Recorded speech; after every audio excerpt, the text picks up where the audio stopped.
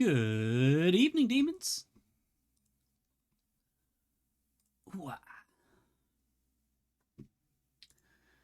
And how's everybody doing today?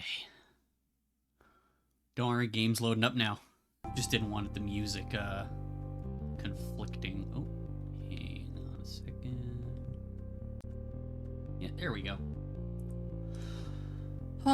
So how is everybody today?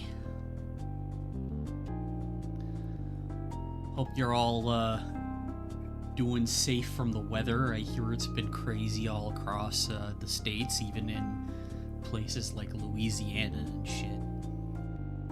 A guy I know down there was, one, he was mad because he lives down there so he doesn't have to deal with snow, which, like, air. But apparently Baton Rouge got to a point where it was like, it wasn't a lot of snow compared to, you know, places that get snow regularly, but it was more snow than they had gotten since like 1830 something, which is insane. Almost 200 years since they got that kind of snow before.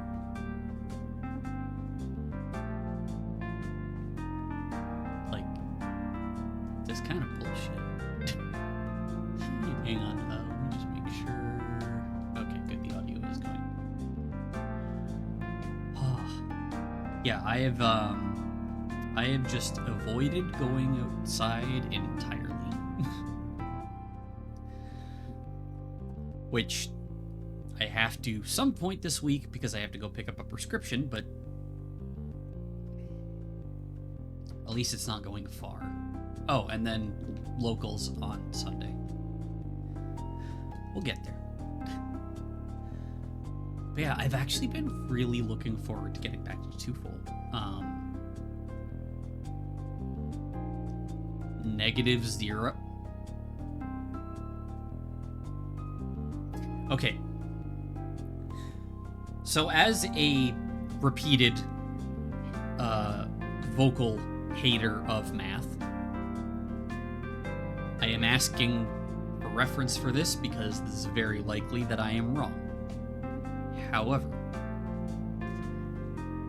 is it not true that -0 doesn't exist because 0 is neither a negative nor a positive?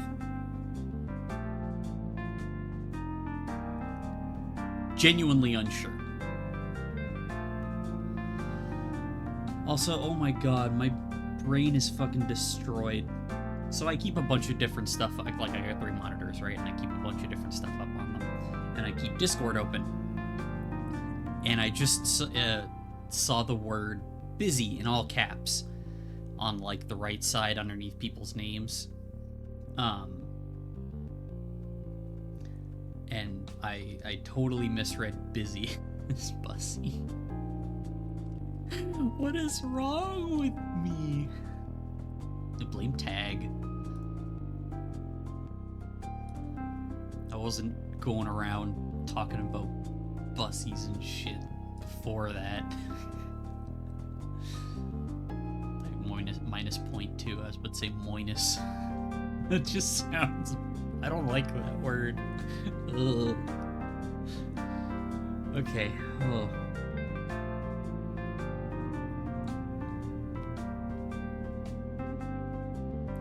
I'm gonna take a quick drink of water and then we're gonna get into it.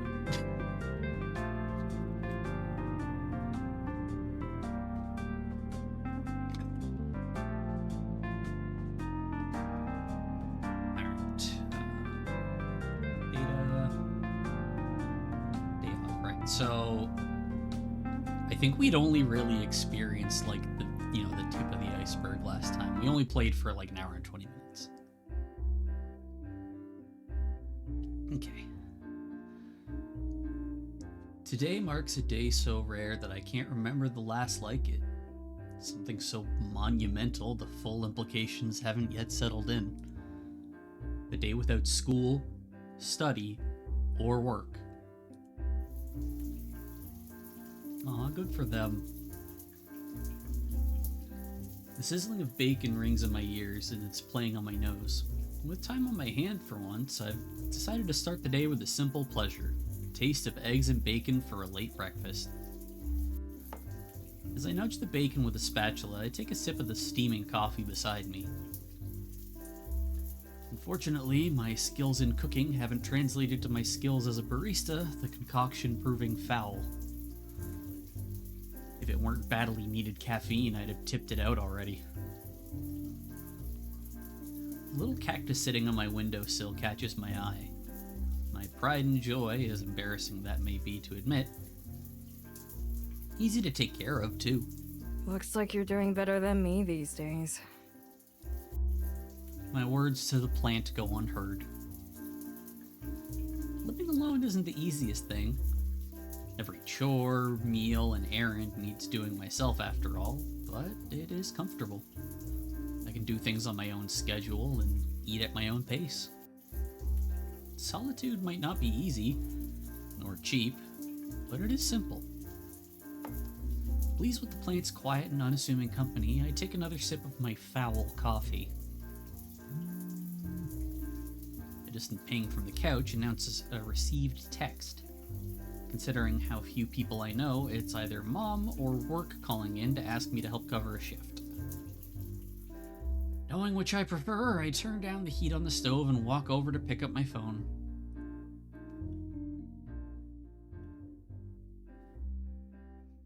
Oh, I can scroll with the mouse wheel. That's fun. Unlike me, she had work today. I look at the time.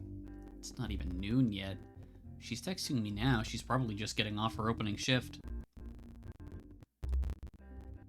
Yeah, what's up? Oh, are you home right now? Yeah, what's up?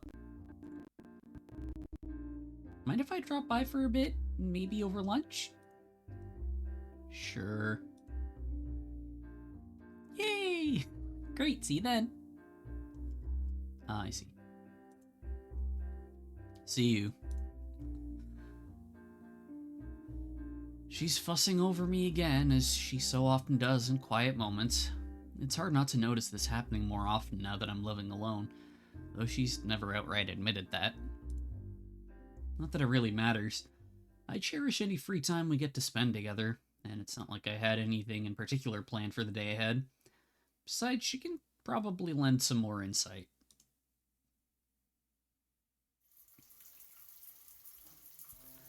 Mom sits at the small table, its shabby, scuffed wood adorned with a small pastry box she's brought with her from the diner. It's a bit of a comfort to know that, even living apart, she still brings extra treats for me. I'm thankful I had a light breakfast. Honey, you really didn't need to cook for me. At least let me help. I was going to cook lunch for myself anyway. Whether it's for 1 or 2 people, doesn't make that much difference. We carefully bring 2 plates over from the kitchen counter, each loaded with chicken, vegetables, and rice. Despite her protests, Mom's eyes widen at the meal as it's placed before her, still steaming away. This is better than having to cook for yourself. You deserve better than work food every other day anyway. She smiles excitedly at the plates, shifting the box to the side. It looks as good as it smells. Thanks. So, how's work? I take my seat next to her upon placing down my own plate of food. Mom talks about her day as I sit and take a knife and fork in hand. And she's yelling at me. Her baby is crying, and her other kid, I'm telling you, they had the most embarrassed look. But what can I do? Except apologize. And of course, she didn't even tip. Sorry I wasn't there to help you deal with that. I'm glad you weren't there. Speaking of which, how's your day off been so far? Oh, boring. Stressful. What did you do? Sat around here, mostly just a lot of thinking. Ollie, it's your day off. At least take some time for yourself. With what's been going on... Still turn up about your classes, huh? Yeah, guess so. And things just keep getting more complicated. What do you mean?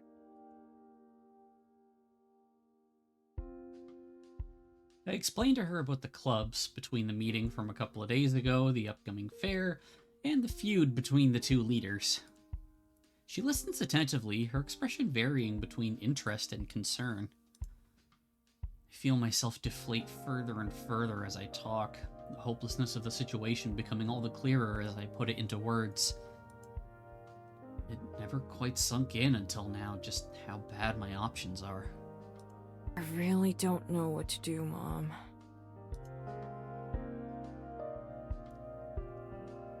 She has that soft, caring smile I've seen so many times in my life.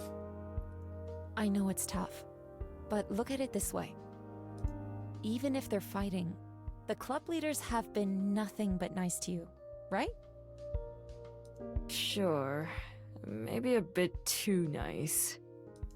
I just don't know how things will go. My whole college career hinges on this. You're more resilient than you give yourself credit for. I'm sure you'll pull through. Everyone wants you to do well. I know you won't regret your choice, whatever it is. That's easy to say. It's true, though. You're wasting your day off stressing over it. Take the rest of the day for yourself. Relax, do something you enjoy. Don't make it another day of stress. That way you'll be going to this fair with a clearer head. That's easier said than done. She does have a point, though. I can't do anything more than I've already done at this point. It may not sit right with me that my future depends on people I barely know, but those two are who I'm stuck with. I have no choice but to gamble on this. I'll try. That's my Ollie. She gives me a hug and a kiss on the forehead. Now? She pulls out the pastry box from earlier and places it on the table. I brought a slice for each of us. Which one do you want? I'll let you pick first. Inside lies 2 slices of pie, signatures from the diner we work at. 1 slice of blueberry and 1 slice of cherry. If I didn't know any better, I'd think she had done this on purpose.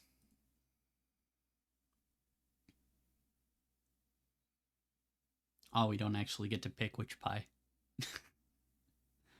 A few days later.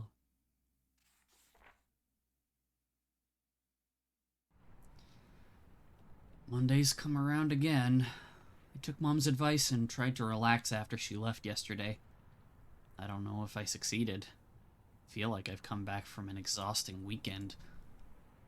Today's the day of the fair.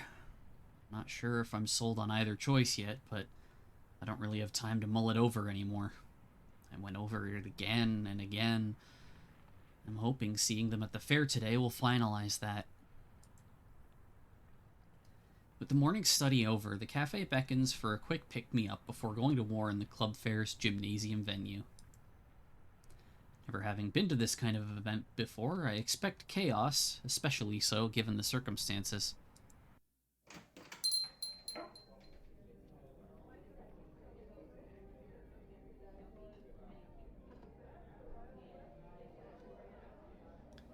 Heading in, the place is thankfully quiet, with a scant few students quietly sipping lattes while tapping on laptops or hunched over books. It wouldn't feel unusual any other day, but right now it feels like the calm before the storm. A particularly lanky girl catches my eye, as much for her bright getup and headphones as anything else. Haley sits quietly as she listens to her music, hand in chin with a small coffee beside her. For someone so mild-mannered, she sure stands out. She picks her head up and waves me over. Pulling up a seat, she rights herself a bit and takes a sip. Her grimace shows that it's either cold or bad. Probably only bought it to avoid being kicked out for hanging around without ordering. Hey. Hi. Done with fair prep? Yep. I helped them finish setting their tables up this morning, so I've got the rest of the day off till the car ride home. It's bound to be an awkward time after the fair today. Haley can only give a weak shrug in response. Caprice doesn't ride with us much nowadays. Dinner the other day was just an exception to the rule. Huh. I wonder how I should read that. The meeting was definitely a bit tense, but I didn't think it would be to the point where they'd be avoiding each other to that degree. Are things okay? Like, between them, I mean. Her face remains as deadpan as ever, but I can faintly make out a raise in her eyebrows. I guess a question like that out of nowhere probably deserves a reaction like that. They've just been having some personal stuff going on for a while, and things are volatile. Nothing you need to worry about. Probably. Probably. Would it make you feel any better if I said, definitely? Fair enough. I pinch the bridge of my nose in frustration, an act that apparently does not go unnoticed by her. This stressing you out that much? You don't know the half of it. The situation on my end is pretty dire. You'll be fine. Promise. I mean it this time. How do you figure? If you're just worried about your grades or whatever, they'll both make sure you get to where you need to be. They've never let me down anyway. Another sip of her coffee, supposedly forgetting about the reaction she just had to it. As expected, her face contorts immediately in response. Even if that's true, being stuck in the middle of those two like this just makes the entire thing feel more overwhelming than it probably needs to be, you know? Yeah, well, join the club. That's the problem! I've been stressing about just dealing with them this morning. I've been stressing about just dealing with them this morning. I can't imagine actually sharing a living space with those two. I want to feel pity for Haley, but the small smile on her face makes me second guess that decision. Get it? Oh, I'm so glad that wasn't just me. Yeah, I got it.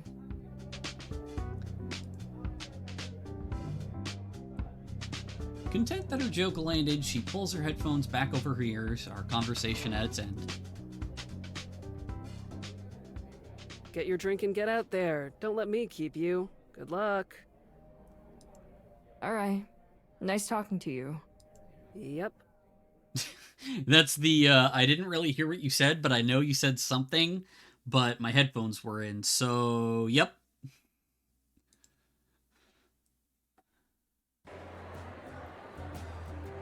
This one's just clubbing. By the time I arrive, the club fair is in full swing. Must be hundreds of freshmen, with a scattering of second years here and there, fill the hall and mill about. It's interesting to see which ones look like they're on a mission as they head directly for a particular club, compared to others who peruse the tables as if browsing a farmer's market.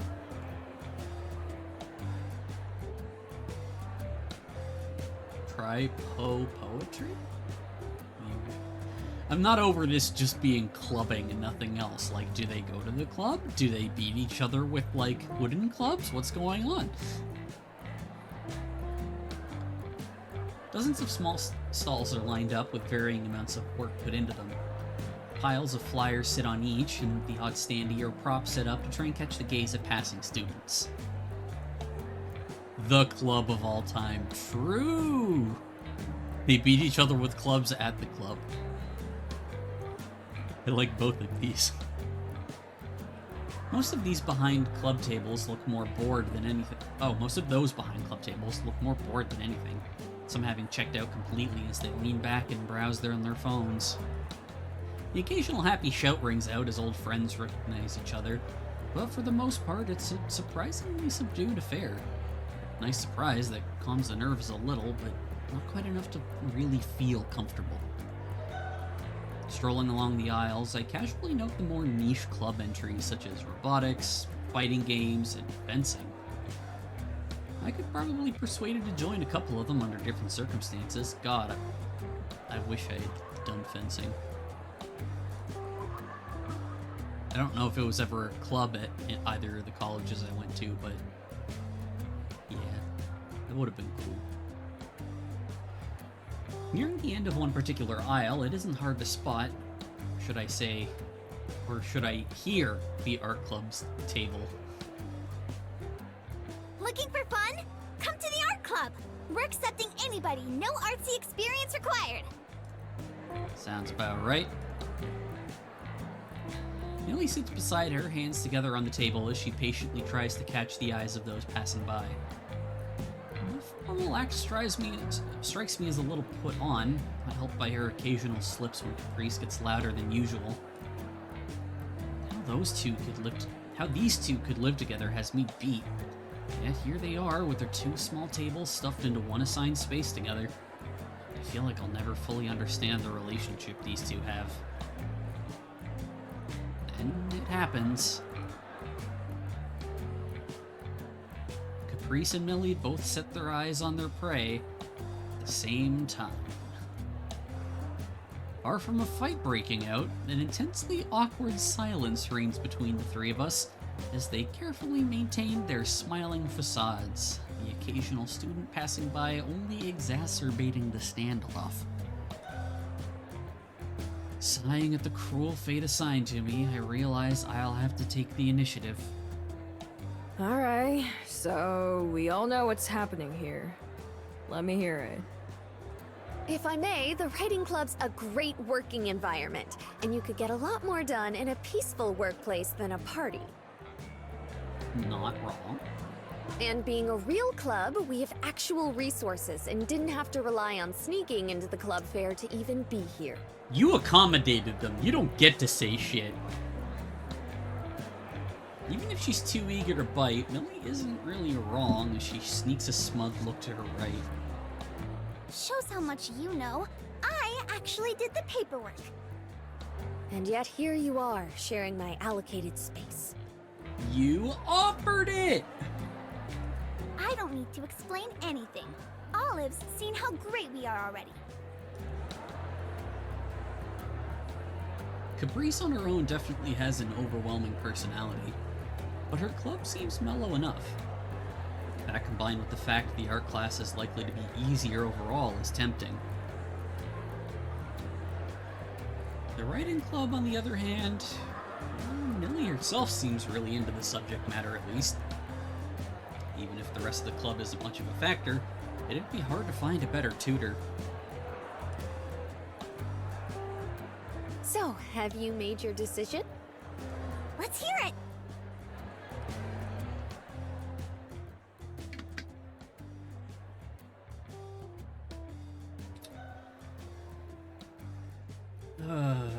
It's decision time. Whichever club I pick, I'll have to drop both the other club and the other class. There's not much chance I could do both and pull out a pass. That rhymed.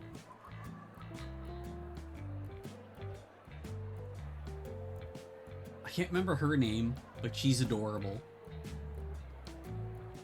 He kind of seems like a dweeb. Don't know what to make of her yet. Here we have old friend, enthusiastic newbie, and Heather. I don't like Heather.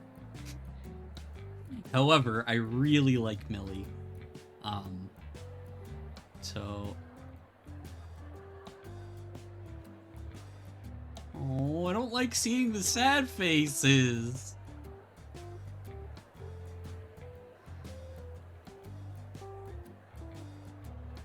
Both of them are kind of BS.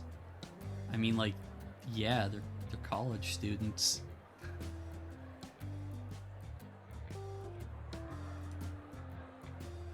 Sorry, Caprice, but I think the best shot I've got is with Millie. Not BS. Bees?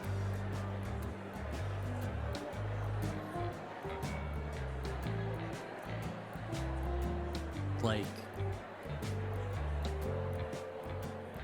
Oh, bitches. Okay. I don't think Caprice is a bitch at all. I think she's way over enthusiastic and into what she's doing. Probably more than a little autistic, if I had to guess. Millie seems like she's got to like I can see a kind of bitchiness in there, but only like a little bit. because she's also like struggling to keep the club alive after so many people left.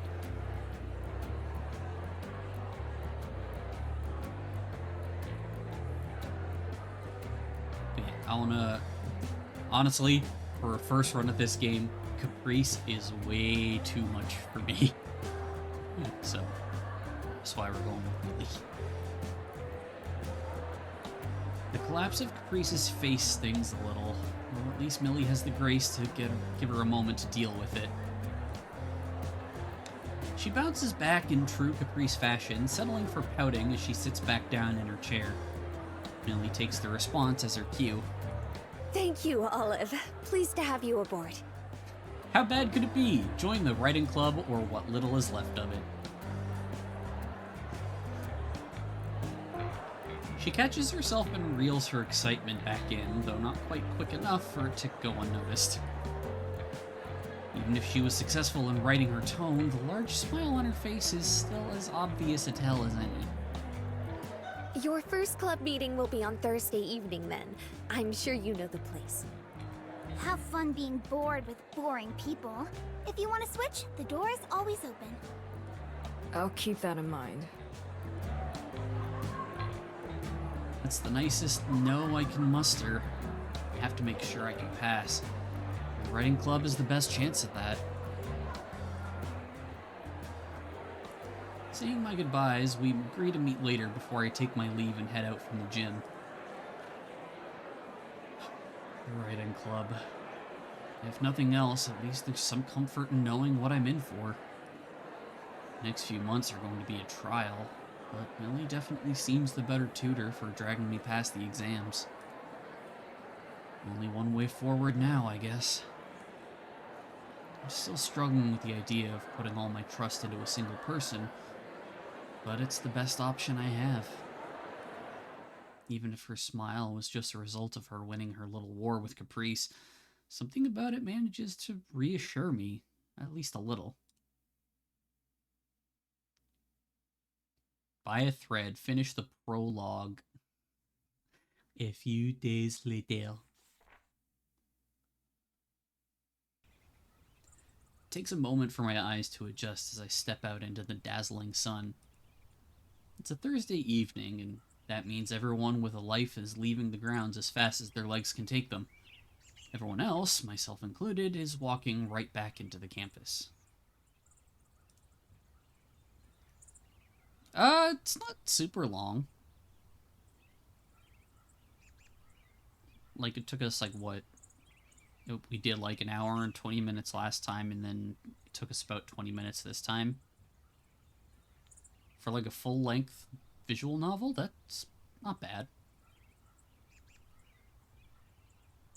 I think. I should see how many lines there are in this and the other one.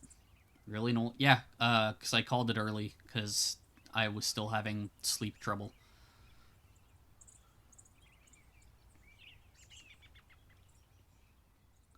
I think it was just a lot to take in. I pick up my pace as I walk. It would look bad if I was late to the club I just joined. Reaching the arts building, I wait for the flow of students escaping the day's classes to taper off before squeezing inside and leaving the beauty of fall behind. Looks like a full house today, as sad as the idea is. Only sound to be heard is the squeak of a marker on the whiteboard.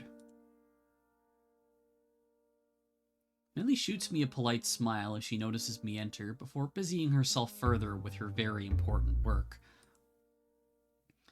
Tanya rocks her chair while looking at the window.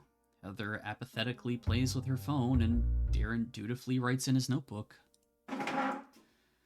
Taking off my backpack and swinging it beside me, I take a seat in the front row with the others, the only open seat being next to Heather. No! Can't imagine why. Unfortunate. As the seconds roll by, and at a loss for what exactly I'm supposed to do, I busy myself with looking around the mostly empty room. The really almost totally empty room. desks are organized into a perfect grid. Spare pencils fill the pen holders on the benches around them. The teacher's desk, commandeered by Millie, is neatly organized with notebooks and folders.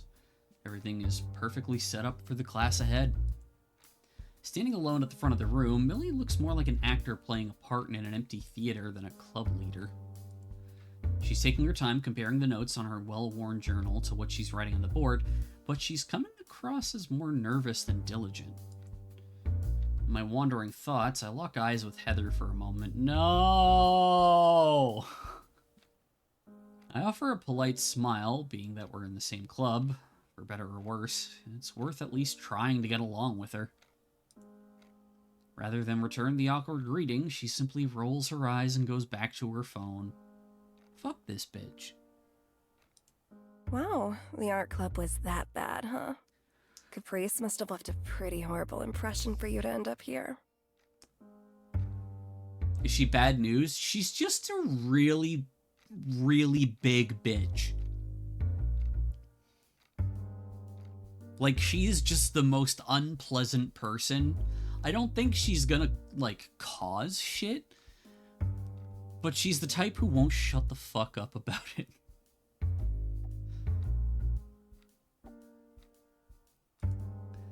She doesn't look up from her cell as she talks, scrolling through her social feed way too fast to actually be reading anything on it. What? No, it's not that. This just seemed like a more legitimate club. At the time. Heather scoffs at that, half smiling in a way that mocks more than words possibly could. What is it we're actually meant to do? Beyond writing, that is. Show up every Tuesday and Thursday. So long as we have an extra warm body in the room, the club doesn't get killed off. The snap of Millie's notebook closing takes my attention, our teacher turning back to the classroom. Heather pointedly turns slightly away from me, ending the conversation. Welcome to another meeting, members new and old. I'll get right into it since I know everyone's busy. Everyone will do some writing today on a topic they'll choose. You can finish your stories off after the meeting if you don't find the time today. At the next meeting, we'll share our work with each other. That'll help us all gauge where we're at in our writing skills and what we'd like to focus on going forward. Unlike the dead silence from earlier, Millie's trying to project her voice in a loud and clear way, even if it's only to the four of us. Whatever issues the club may be having, I'm reminded of why I thought it was the better choice. She's earnest, and at the very least gives off the air of a good teacher. Question, Miss Clark. How long does the story have to be? Only as long as you want. This isn't classwork. Lucky us. Shut your goddamn mouth. Unlike Tanya's somewhat rehearsed-sounding participation, Heather isn't even hiding that she intends to do nothing. Darren looks like he's copying down the notes on the whiteboard, so that leaves only me left as Millie turns towards my direction. If you need any help, don't hesitate to ask. I'd be like, yeah, immediately? I don't know where to even start, to be honest. I haven't read a book on my own time since 5th grade. I'm better at more logical subjects. The arts aren't really my thing. The world isn't so neat that everything can be divided up into logical or creative sorts. A blank page is always a writer's worst enemy, but this is a writing club, not a workshop. We can work through it together. She closes her eyes, giving serious thought as to how best to make do with my less than useful outlook. To my surprise, it doesn't take long before her eyes reopen, a newfound sparkle in them. Tell me, where do you think a story should start? The beginning? Wrong. A story starts with a plan. A story without a plan is just a meandering series of sentences. I wasn't prepared for this passion. Glancing sideways to see if this is considered normal, my neighbor sits there unfazed, apathetically scrolling her phone. That answers that, then. So, let's start at the real beginning. The highest layer of writing a story. An idea. Someone give me a one-sentence idea for a story. No details at all, just the elevator pitch. Hi, Braun! What Hi, have you done with my everybody. clan, degenerate? You have no right. Welcome in, Raiders. How are you guys? How you doing, Fran? Thank you for the resub, buddy. 17 months. Oh my god. It's been that long? For anyone from my chat who hasn't followed Fran yet, y'all should.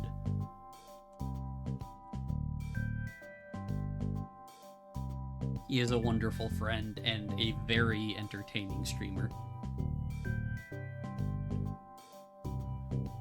So what was you doing today, buddy?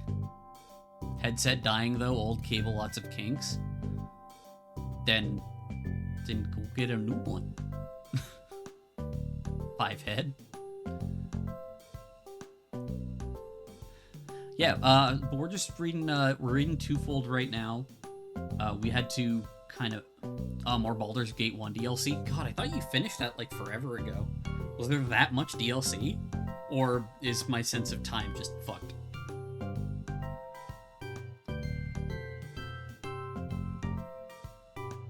But yeah, so for those of you who hadn't seen anything from last stream, we are playing as Olive, a non-binary college student who's dealing with grade troubles and is kind of being given a gimme class to kind of escape getting kicked out of the school.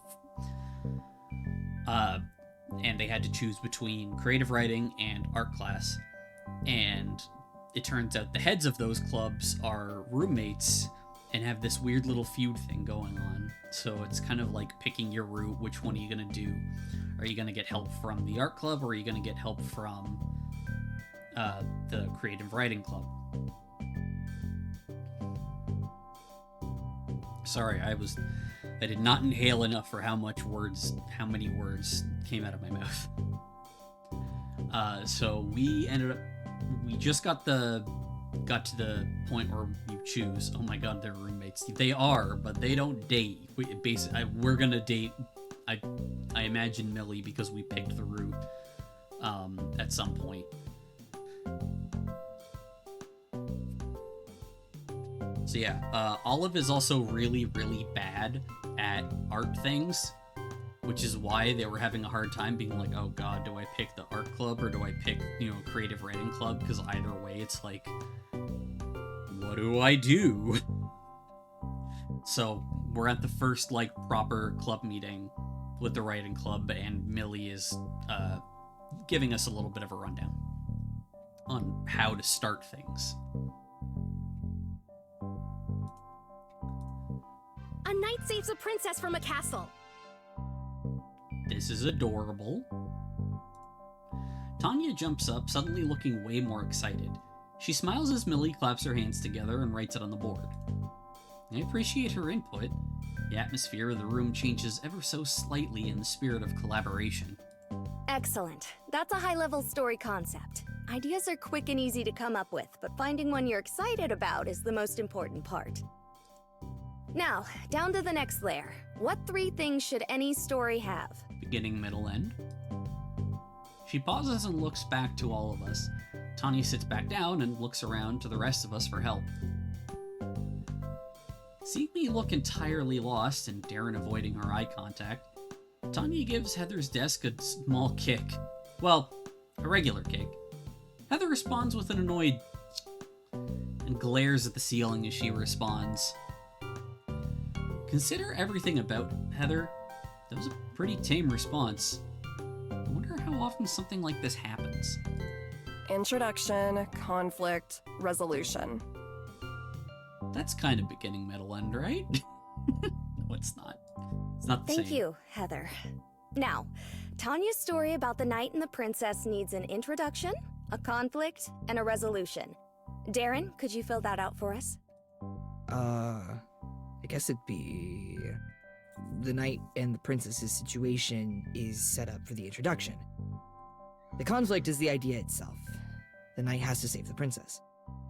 Then, I guess the resolution is for the princess and knight to get married and live happily ever after? Almost there, but the conflict needs to be an obstacle to reaching the conclusion. Why does the princess need saving? What's in the way of the two being together? Usually, it'd be something like a dragon has her locked up. That's such a cute dragon! Oh, look at him. He's just, look at his little chumpy arms. He's just a little guy. I love him. Good, but now this story feels a little too formulaic. How about for the assignment this week, you all write the story of the Princess and the Knight with your very own twist. Something to make the story uniquely yours. There's one last layer before we start writing in earnest. We have our outline, but now we need to attack the structure. How do you approach a big project? We need to take our story outline and break it up further into chapters. If you like TV shows, think of them as episodes, or maybe as different scenes from a play. How about 3 chapters, or just paragraphs for a short story, between each of the introduction, conflict, and resolution? You can change that as you go if things don't feel right, but that gives us a framework to hang our story on. There, does that look like something you can write? I can kind of see it in my head now. Yeah. This whole process doesn't feel very creative, though. I mean, carefully dissecting a story into layers and components feels a bit clinical. A sparkle shines in her eye. Stumbled into something she wanted me to work out for myself. So clinical that you might say it's almost logical? Tanya gives an amused snort from the other side of the class, and even Darren smiles a little at that. She got me. She was leading me to that this entire time. Millie leans back on the desk behind her and lets me stew for a moment. There's no clear line between creativity and logic. You need both to write, or make any sort of art. To paint a person, I imagine you need to understand anatomy. To write a story, you need to understand structure and how readers will think. Don't get hooked up on being as imaginative and original as you can. Just practice. Write badly. After a while, you'll come to intuitively understand why some things work and others don't, like a driver slowly learns to work a car without thinking about how they're doing it. And when you're stuck, you can always talk it out. Giving each other feedback is the most important and fun part of writing. So take some time to plan it out, think of your knight and princess, and ask around if you're stuck. We can all share our stories next Tuesday.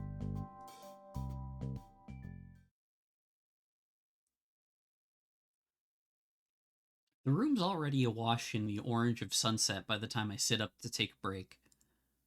With the meeting winding down, the rest of the members having largely stopped paying attention to their notebooks, I look down at my own. A truly awful mess of words looks back up at me. Stuff like this makes me question the entire premise of writing. How can I mess up so badly at doing the very thing I did back in high school English? It's because high school English is bullshit. With that said, I can't deny that breaking down the story, as Millie said, has already helped a lot with the entire process. I think back to the literature textbook sitting somewhere in my apartment. The language was more difficult, but the whole point of the class has been about finding author intent and how it's successful. I'm still not confident in being able to identify what makes a good story, but having the vocabulary to start thinking about its components is a relief.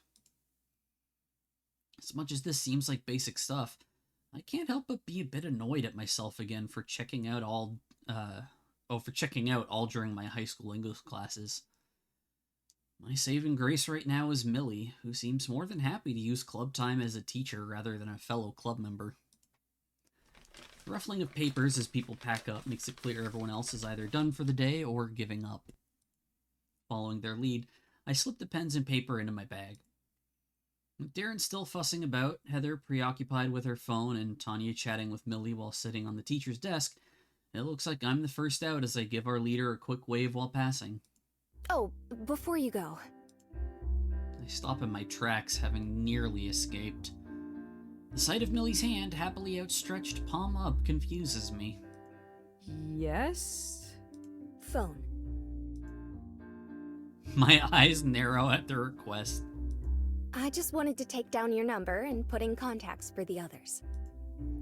Even though she doesn't seem the type to text nonstop or call at random hours of the day, part of me is dreading giving someone I've only just met my number.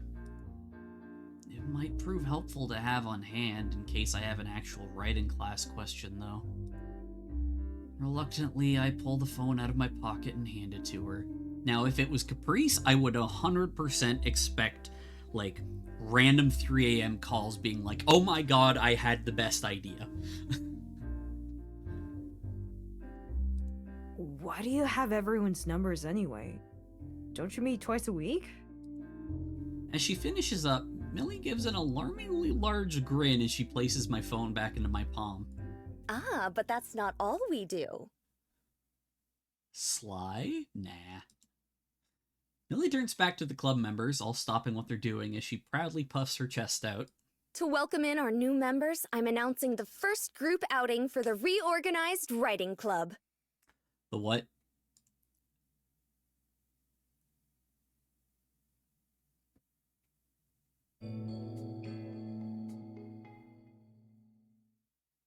That's cute. Heather can still fuck off, though. A couple days later.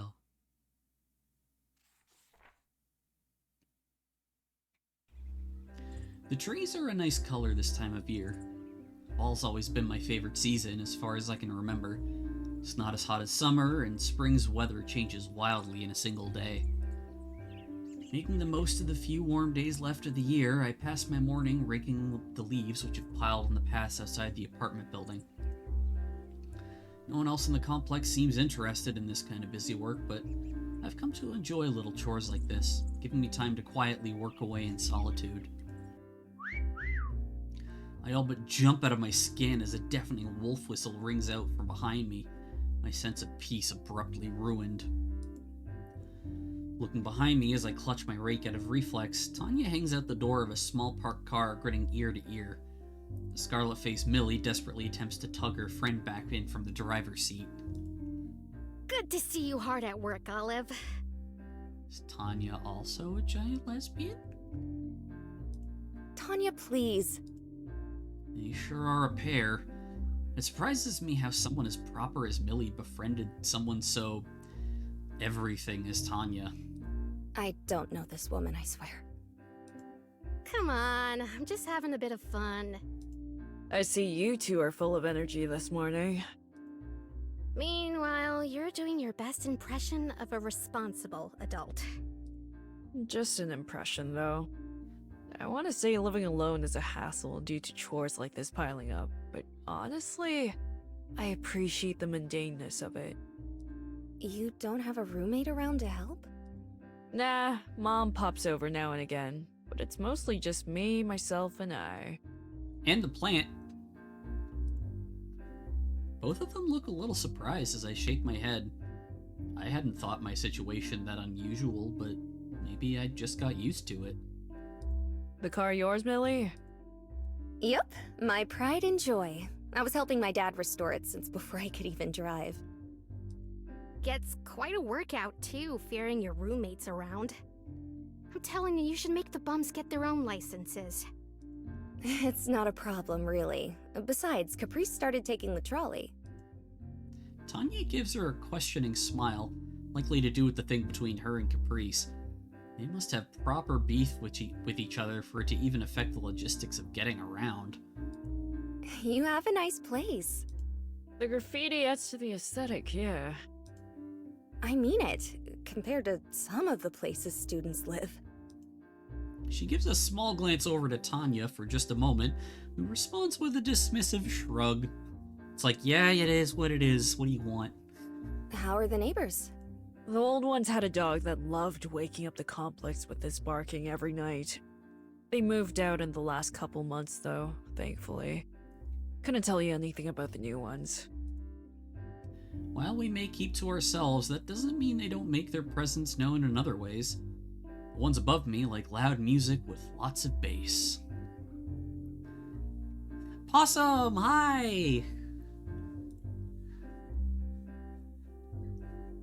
We started the Millie route. Well, we picked the writing club. I don't know if that is actually the start of the Millie route, but yes. The only downside is Heather. I don't like Heather. One of the mailboxes is constantly full. As soon as I begin to wonder if the owner of that apartment's passed away, the mail mysteriously gets collected overnight, and the cycle starts all over again. I wonder what they think of me. We all live our lives without talking to each other at all, despite living just inches apart. So, are we doing this thing? Should be about time we headed off. Sure, just let me put this away. Thanks again for giving me a lift. Not at all. It's the least I can do after taking your free time for something like this.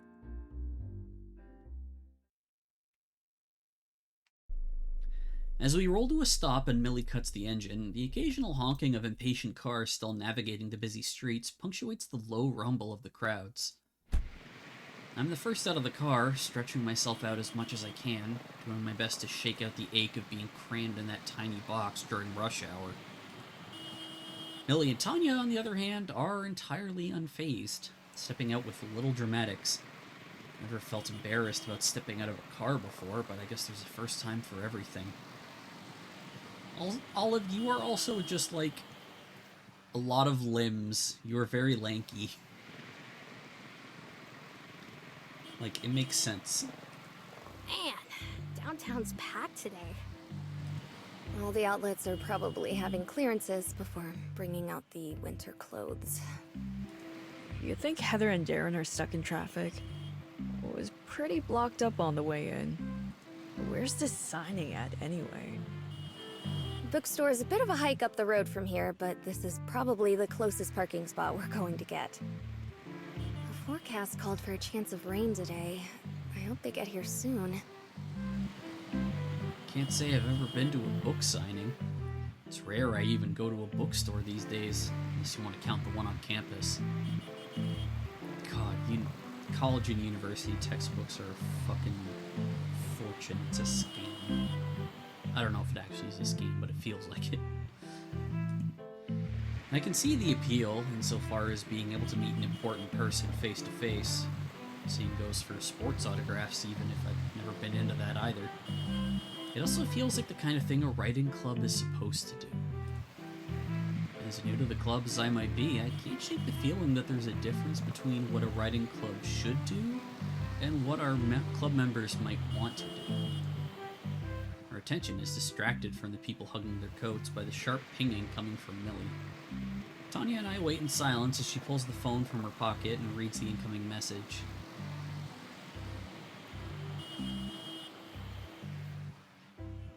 Not even they had the money to buy them. That's insane.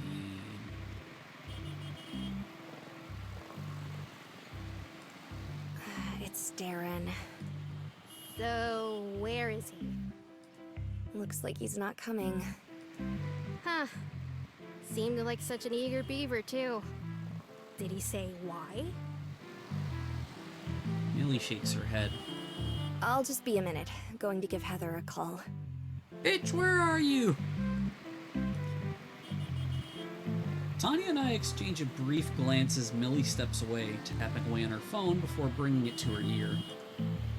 The two of us watch and wait, Millie fiddling with her braid as she talks. She looks surprisingly pensive despite her efforts to hide it. For what feels like minutes, though it was likely only seconds, she gives a couple of quick nods before tapping the phone to hang up. With that, she shoves her phone back into her bag with a sigh before returning to us. Well, She's not coming either. Tanya and I let out a long sigh. After all that build-up, this whole thing's a bust. should we head out on our own then? Millie smiles a sad smile.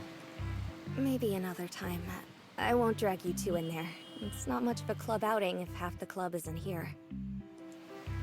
I debate pushing back, if for no other reason than to soothe my guilt, but Tanya perks up before I get the chance, swiping away at her phone. Tanya flashes her screen at the two of us triumphantly, offering us salvation through a silent declaration. The usual spot, 24/7 happy hour, midweek specials.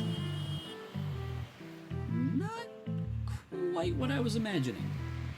It's not even 10. Adorable. Oh my god, Tanya. Should've. Sure, why not? I can only stare in stunned silence at Millie's response. She's quick to notice, giving me a sheepish laugh. I mean, I wasn't super optimistic about today anyway, if I'm being honest. No point in getting too worked up about it. This sounds as good a backup plan as any.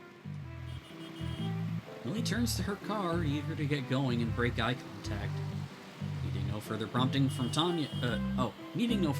Tanya practically skips over, crawling over the passenger seat into the back. Should I drop you back off at your apartment, or will you be joining us? No pressure.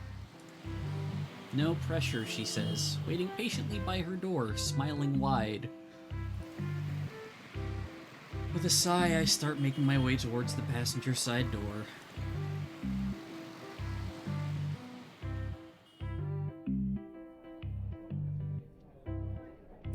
The warm hum of people chattering and glasses clinking fills the air, each of us sitting on our stools before the counter. I feel like a fish out of water here, but Millie and Tanya casually chatting between themselves helps things feel a little bit more comfortable. In hand, a cheap beer, one largely inoffensive as far as the taste goes. The sheer variety of alcohol to try is a bit intimidating, so I decided to stick with what I know. Tanya's grabbed a simple beer as well, while Millie sips on some bright blue concoction. Looks intense. It's not. I just drink it for the flavor. I'd hope so, with how fast she's managed to empty her glass so far. So you two are regulars. Regulars makes it sound like we come here all the time. Hi, Madera Fox, how are you? The art is amazing. I'm really digging the art for this game so far. Tanya's awkward face doesn't go unnoticed. I think this is the second bar I've ever been to, but it seems like a comfortable place. Beneath old photos of the town on the wood-trimmed walls, the patrons all look clean-cut and on the younger side. Maybe that's the appeal for Millie and Tanya. They fit the scene well. In the end, it's just a bunch of people relaxing, which is how it should be. The prices aren't bad either. Or, I don't think they are. I don't have much of a frame of reference. I'm glad Millie's mood has improved, but I can't help stress at least a little about her current situation. Given why I joined the club in the first place, this isn't a stellar second impression. So, I start without really thinking, drawing Millie and Tanya's eyes to me. you didn't seem that surprised about the attendance today. That's about as tame as I could have worded that. Millie's face flattens before I get the opportunity to pat myself on the back, though. This may surprise you, but Heather isn't consistent. Yeah, she's a huge bitch. I am gonna be ragging on her this entire time. You don't say. Tanya punctuates that with a snort. And, well, I know you're friends, so please don't take this the wrong way, but Darren's a new recruit. I don't have much of a read on him yet. I think you're really overestimating how close we are. Oh, really?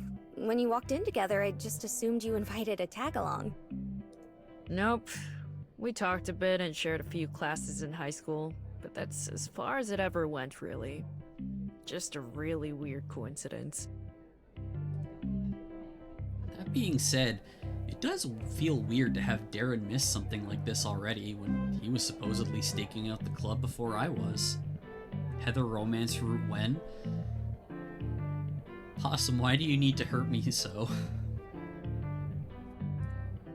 The three of us sit on that for a minute, none of us quite sure where to take the conversation from there. Ugh, those two are a pain in the ass. Tanya? Well, it's not like I'm innocent either. Go on. I'm just here because I need the help to pass my English course. I don't have a creative bone in my body. Huh? Is that all it is? You sound disappointed. As opposed to Millie, who just looks disappointed. I thought it was gonna be something saucier. I love Tanya, oh my god. Sorry to be the bearer of bad news. There's not a saucy bone in my body either. Well, for what it's worth, I appreciate you coming out today anyway. Millie smiles, but I don't need my glasses to see how strained it is. Tanya must pick up on it too, signaling the barkeep down to refill her friend's drink. I'd appreciate you not trying to get her driver drunk before noon. Tanya doesn't bother to offer me anything past the roll of her eyes and a smirk. Millie looks down on her mostly empty glass, her smile softening to one decidedly more genuine. The delivery on there is not a saucy bone in my body. Sure. What harm could one more round do?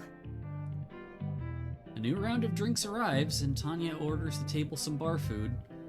To soak up the alcohol I'm so worried about, she teases. As Millie and Tanya laugh together, chatting about some movie I've never heard of, or a teacher they have together, something feels a bit off. When the conversation lulls, I catch a glance of Millie looking down at her drink, brow furrowed and lips pursed.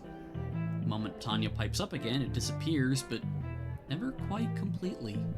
I try to shake the feeling. I don't know Millie that well to analyze her behavior, and I don't even know what I'd say if I could.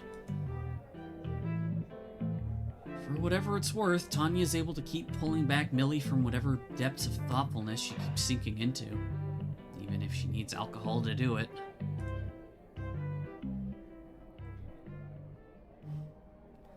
Time passes quickly, and before I know it, it's been over an hour since we got here. I leave some cash for my order and a tip before excusing myself. Millie's been handling herself well, looking alert and sober since switching to soda a bit earlier. I still decline when she offers me a ride back, though. Stepping into the frigid air and daylight, I have to squint to see. The overcast sky from this morning has been replaced with a typical sunny afternoon. With nothing more to do, I head back to my apartment. Hopefully I'll still be able to do something productive today.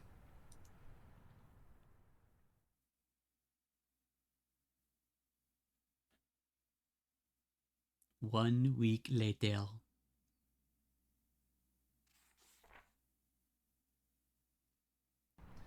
Millie's handwriting reads more like an alien language as I squint and concentrate to make out her sentences. What might have started as cursive has devolved into a scrawl, as if the pen were desperately trying to keep up with her train of thought. What's all this? Editor's notes. Do you have them in English? With my story writing complete, Millie, decided it best to go over things in more detail after the club. The outdoor seating was also her idea, even if the small tables make trying to sift through this mess even more of a hassle. Given how extensive her notes are, any optimism I may have had has been quickly dashed. I know you can't expect perfection immediately, but even if the professor was half as thorough as Millie, it'd still pretty handily be a failing mark. Slouching into my uneven seat, I rock it back and forth as I mull my situation over.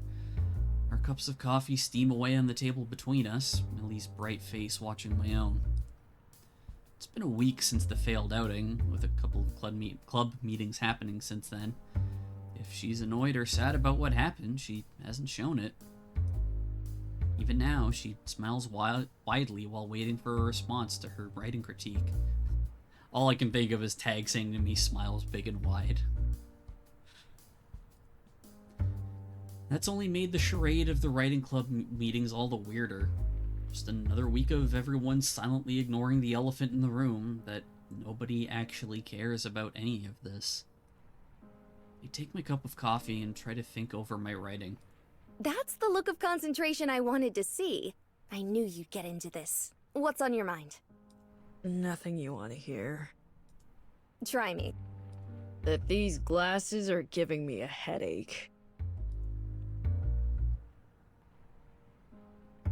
Millie pouts as I grumble to myself, but it soon gives way to a small giggle. I promise you contacts are worse, but you do what you gotta do to maintain appearances. Now, how about we get back on track? Recognizing that my attempts at avoiding this any further have been thoroughly squashed, I return to Millie's notes with a sigh. Almost everything here is covered in corrections and fixes.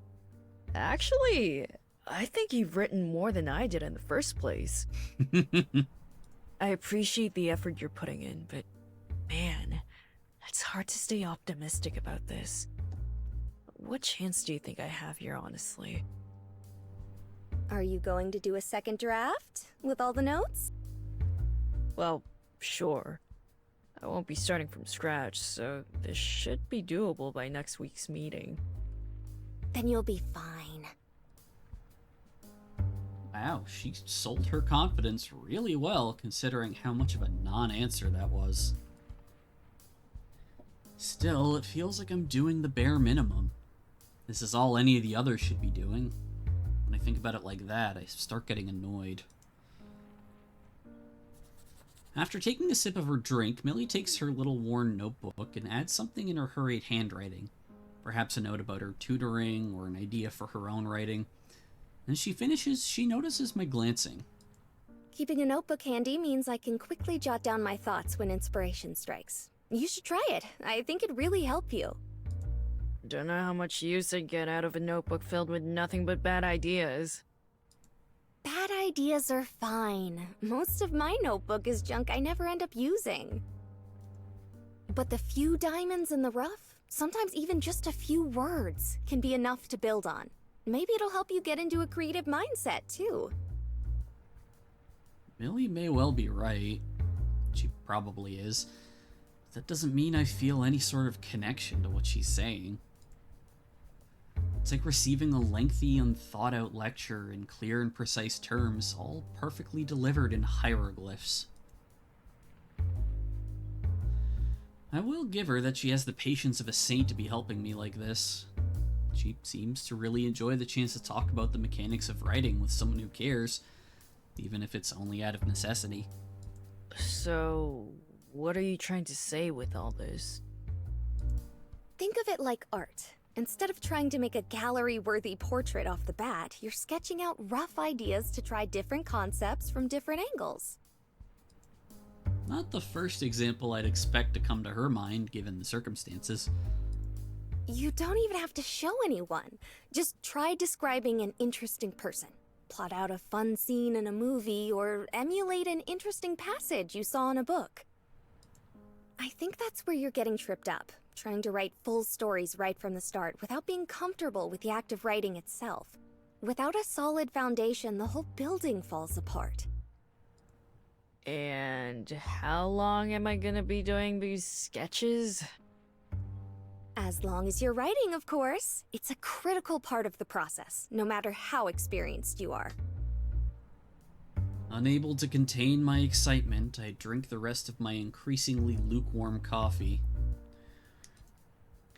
As dispirited as I might feel from her feedback, at least it's a sense of direction. I'm not left wallowing in misery, even if I don't make it in the end. Looking up at her face, brimming with excitement at the prospect of making meaningless scraps of writing over and over for weeks or months on end, or for weeks or months ahead, I can't help but feel out of place next to her. It isn't just her either. Darren's ability to scrawl away about esoteric subjects even as a freshman still taunts me. Even Heather seems comfortable jotting down this and that to keep our studious leader off her back.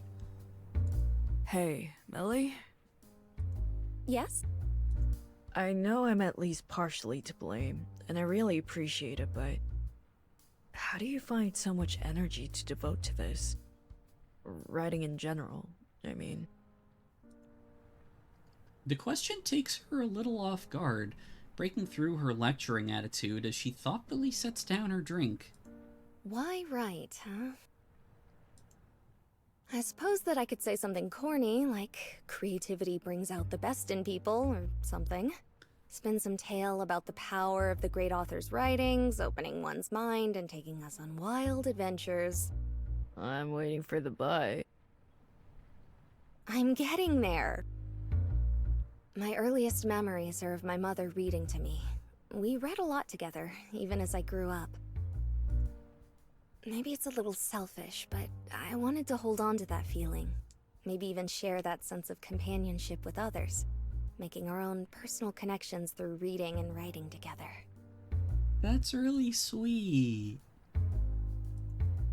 That's what this club is supposed to be. A place for individuals to get together and offer each other glimpses into themselves to maybe find a speck of common interest to nurture and grow.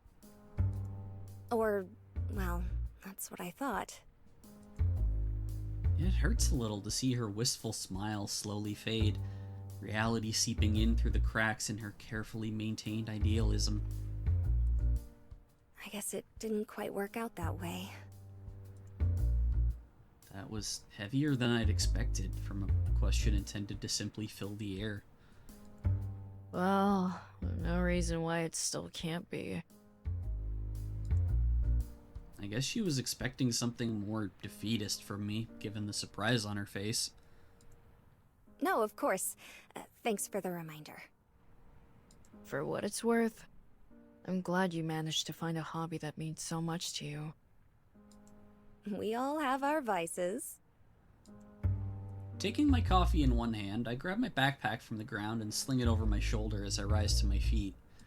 Where are you off to? Much as I'd love to stay and talk more, I also like being able to pay rent, so I'm off to the diner for the evening shift. See you tomorrow, Millie. I also like being able to pay rent. Yeah, that's a mood. Oh, and sorry about the grumbling. Just haven't found my footing yet. I'll have a proper look over your notes when I get home and start working on a second draft. It's no problem. Make sure you buy a notebook sometime. A proper one. Spoil yourself. I'm sure it'll help. As usual, it doesn't take long for her to bounce back. At least we're not parting on a sad note. With that, I give her a curt wave and I start off out of the cafe. Can't say today was exactly productive, but I suppose I should count myself lucky that Millie's taking this tutoring seriously. Looking back, I see Millie taking her notebook in hand to make yet more notes for herself. I wonder if anyone else gives it much thought.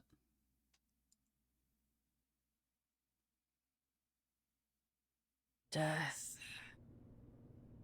Death comes for me. Mood. Oh, don't be so dramatic.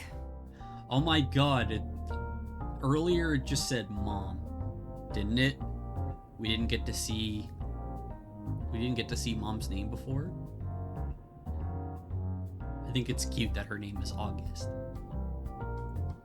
She flicks my back with a hand towel, but I barely flinch. I've had some long days here, but today was crazy even by our standards. I shouldn't complain. A lot of people my age can't even get a job, and having my mom around does make things easier. I get along fine with the other staff too, though we rarely actually share a shift. Actually share a shift. Say that 10 times fast. Jesus fuck.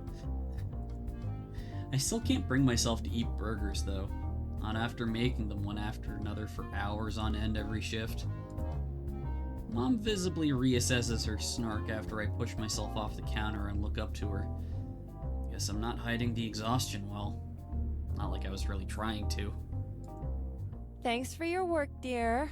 It was a rough day, but you got through. I'm going to sleep forever when I get home. Yes, that is what you do with death. I don't know about forever, but you've earned yourself a good rest. She looks to me for a moment before shuffling herself into a booth, patting the seat next to her. Eager for an excuse to rest my feet, I oblige. Are you okay, Ollie? I'm fine. Just tired. No point in complaining to her. It's not like Mom can change anything.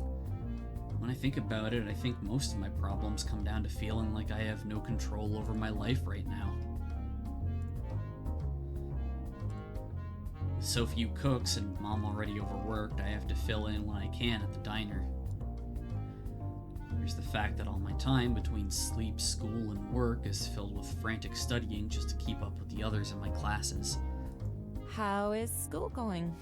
You said that you joined a new club, right? Yeah, the writing club. It's a bit weird, but at least it'll help me get the credits I need. A bit weird? They show up whenever they feel like it and barely even pretend to work while they're around. The supervising professor doesn't bother attending at all while the leader is... well, she tries her hardest. I wish I had an ounce of the passion she has, whether for writing or anything else. It'd make this a lot easier. Sounds like she's an admirable person. She is. That's what bugs me. Okay, Olive. Oh, you think she's being taken advantage of? Yeah. Everyone shows up, but doesn't bother putting in any effort. She must know that, but she just smiles through it. I think that's what bothered me so much about her tutoring. Am I taking advantage of her enthusiasm like the others? The only reason I'm in the club is to pass my exams after all. As I think to myself, I notice a familiar smile on Mom's face. The same she gave me as a child whenever she saw through a petty lie, whenever she saw what I was actually saying. I'm sure she'd be happy to see you care so much. I don't know what you're talking about. Mm-hmm. Maybe I have a future in writing after all, with how easy I apparently am to read. I'm beautiful. This is just beautiful. Either way, it sounds to me like the club being all on the same page would help the both of you out quite a bit. Do you think I should be doing something about it? That's for you to figure out. You know best. All I'm saying is that sometimes doing things we're not used to is a good thing. Life would be awfully boring if we all stayed the same our whole lives, right? Yeah, I guess. Oh, I almost forgot. If you need any time off work for club things, just tell me. I'm sure you can pull some strings. I cringe a little at her overreacted wink.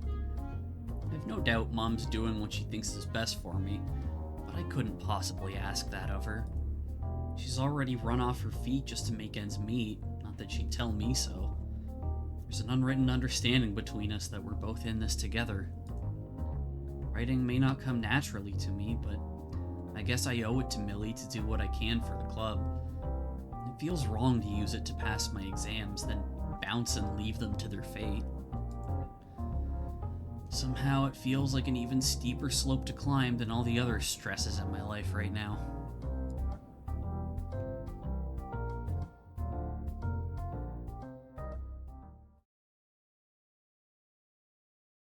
A few days later.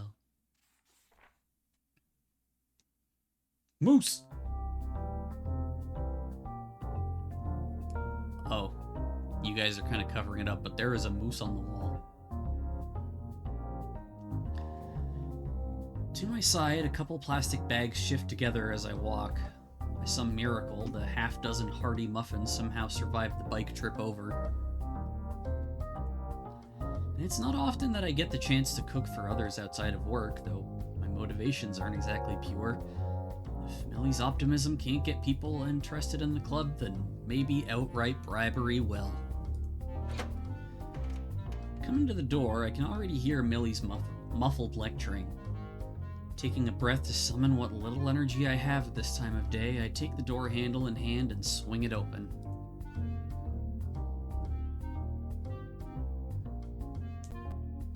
Millie moves to welcome me in, but she trails off in confusion as her gaze falls to the bag by my side. Yay, bribery!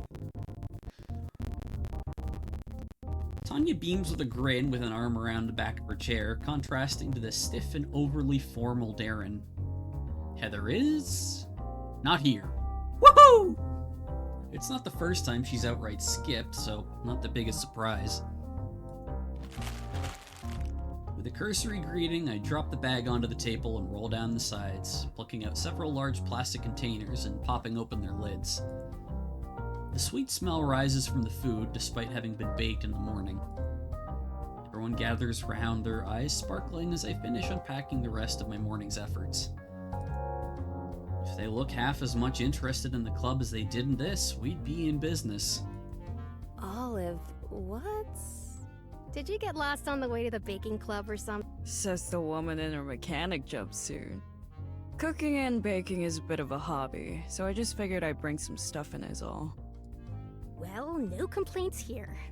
Take what you like. I didn't bring these in for show and tell. Just have them while you're writing or whatever. I hope I don't sound ungrateful for asking, but what's the occasion? Well, you know...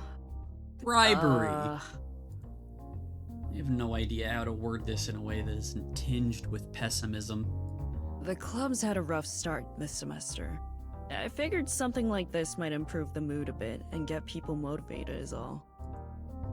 Thankfully, it looks like that answer is more than acceptable as Millie's initial shock melts into a smile. That's really sweet, thank you.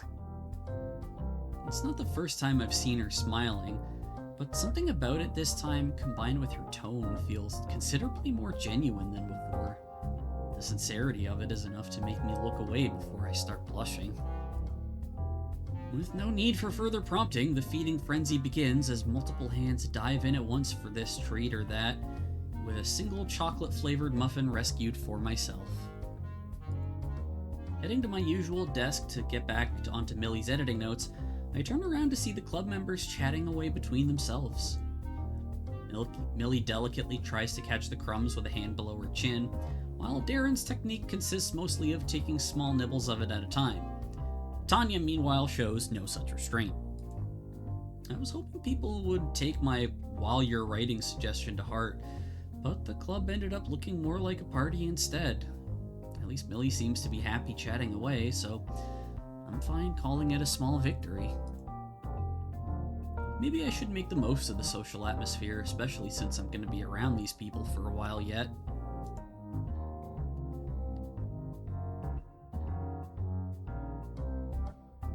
I hate when people talk with their mouth full, but couldn't hurt to get closer to Millie's friend.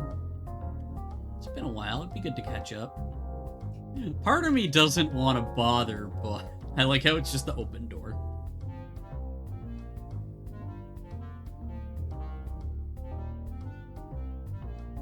Let's see what's up with Darren. I want to know why he didn't show the other day. I should probably take the opportunity to talk with Darren. He keeps to himself so much that I don't often get the chance, and I'd like to think there's some camaraderie in being the two newest club members. He nibbles at the corner of a muffin as I walk over, taking exceptional care not to drop so much as a crumb. It's an impressive effort. Hey, been a while since we caught up. How's it going? He looks kinda sketchy there. Fine, I guess. I'm doing well in my classes, at least. I wish I could say the same. It's already feeling like a struggle to keep this conversation going. We're only 3 sentences deep.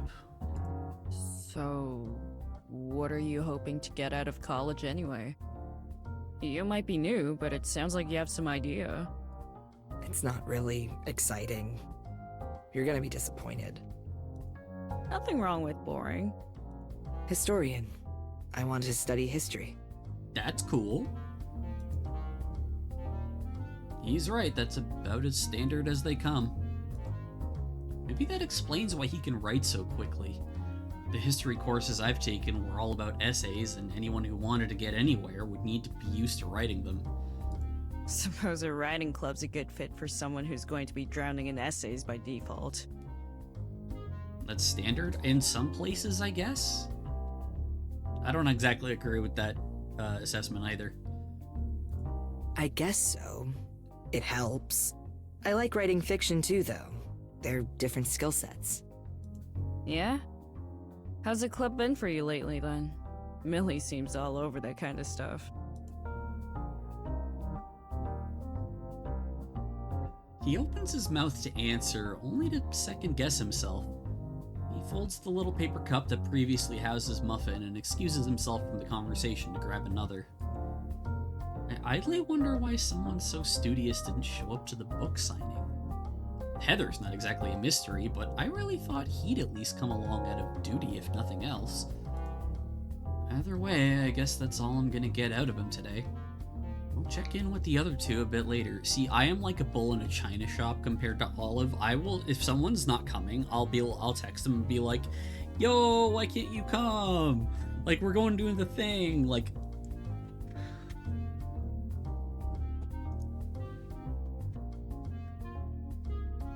I'm not like Caprice levels of energy, but I will be annoying and blunt about it.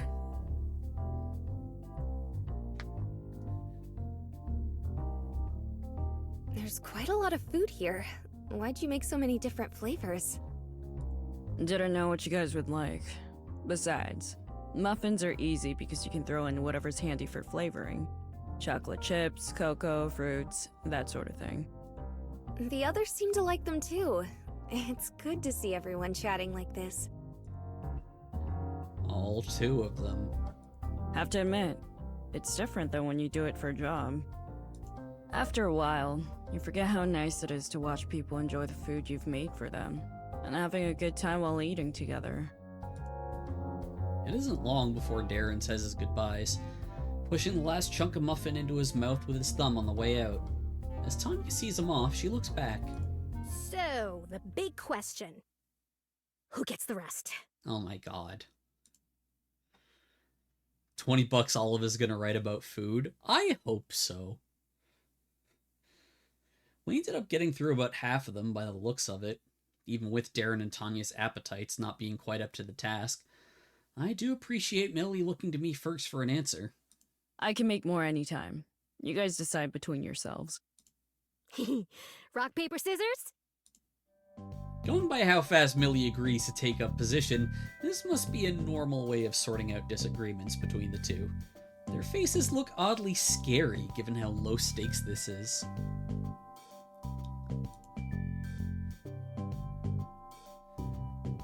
Without a word of communication, they begin the rounds, apparently being best 2 out of 3, going by so fast I can barely keep track.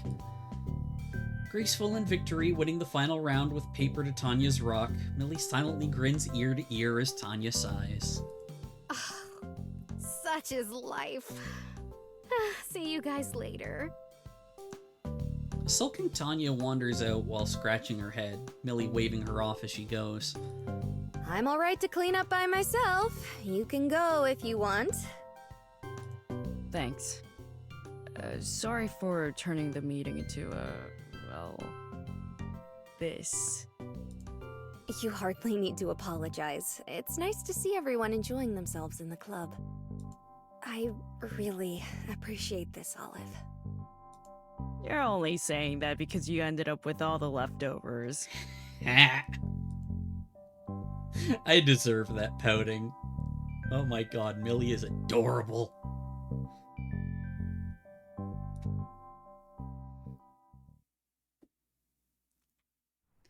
By the time I'm finally out the door, sunset's already rolled in. Given that riding in the dark makes me nervous, I start on the path to the bite rack with no detours.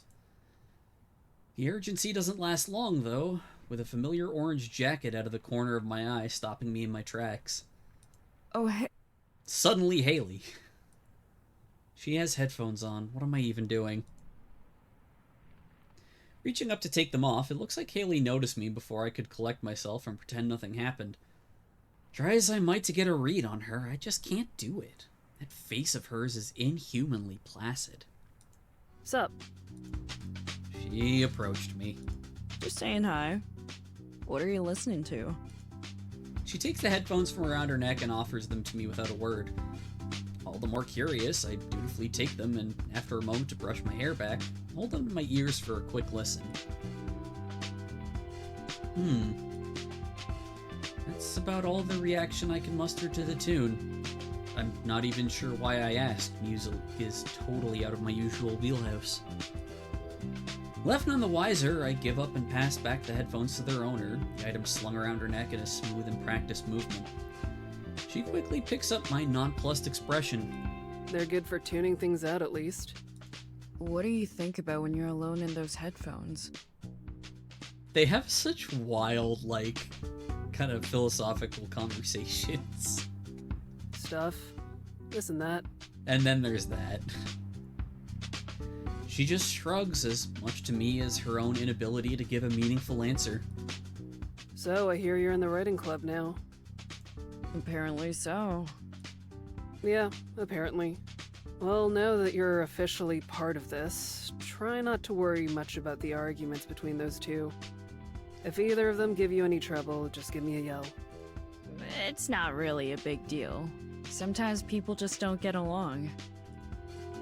As she goes silent, I find myself wondering if she agrees, or if I've said something wrong. I have a feeling I'm going to be left wondering too. I assume you're not following us home?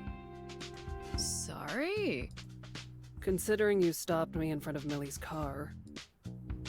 As Haley points behind me, all I can do is give an intensely awkward chuckle and try to laugh it off.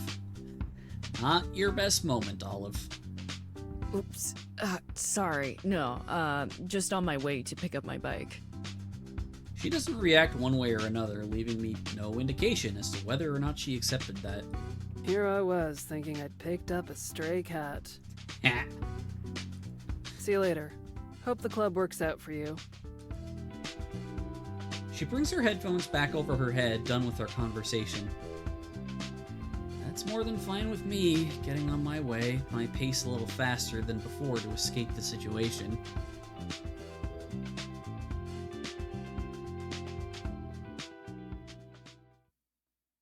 A few days later.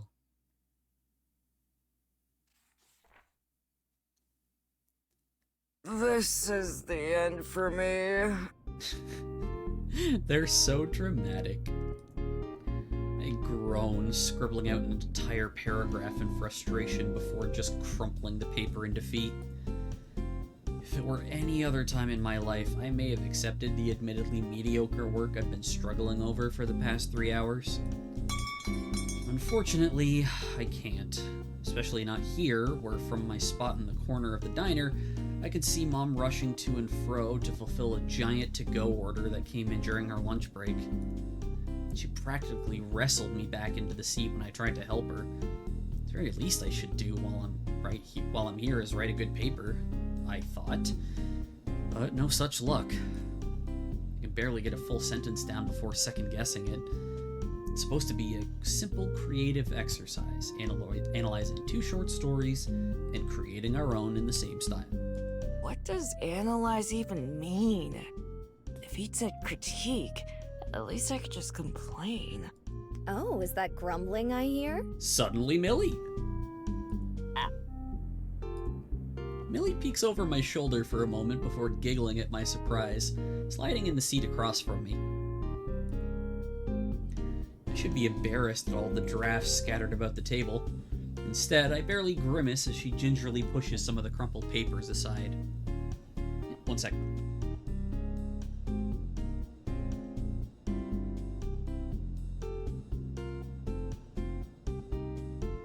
Suddenly the extrovert. I'm not sure if Millie is an extrovert. Like, I've seen arguments for both, and I'm not sure which would be the correct answer. I see you have your work cut out for you already, huh? Like, if you, Madeira, if you saw the other main interest, Caprice, who runs the art club, Caprice is like pure enthusiasm. Like the most enthused person. She's too powerful. She's both introvert and extrovert. My torture, you mean? Mm-hmm. Luckily for you, I'm here to rescue you. Humming to herself triumphantly, she pulls a tote bag upright, rummaging around the contents inside. Like an introvert capable of being a leader? That's a good way to put it. Thank you, Sam. She pulls 2 notebooks out with a theatrical ta-da gesture, waving them in front of her face. Notebooks? Not just any notebooks. Take a look. In one hand, a bright pink one labeled Notes is adorned with all manner of sticky notes, bookmarks, and scrap paper sticking out from it. The other is a more plain, black, without eye-catching material, besides a sticker of a cat. Aw, kitty. Wary, I take the pink one and begin flipping through it. Every page has a neat header, date, and notes from top to bottom. Most of them have a works cited section naming the textbook and relevant story. In all, it looks like a teacher's assistant cheat sheet for the entire class. Detailed, easy to navigate, and an even better resource than the textbook itself. What? How did you get this? Yeah, Hunter, I'm calling it now. She did that herself. What do you mean? Which professor did you steal it from? I won't tell. You're flattering me. They're my notes from the semester. I took that class already, remember? No way.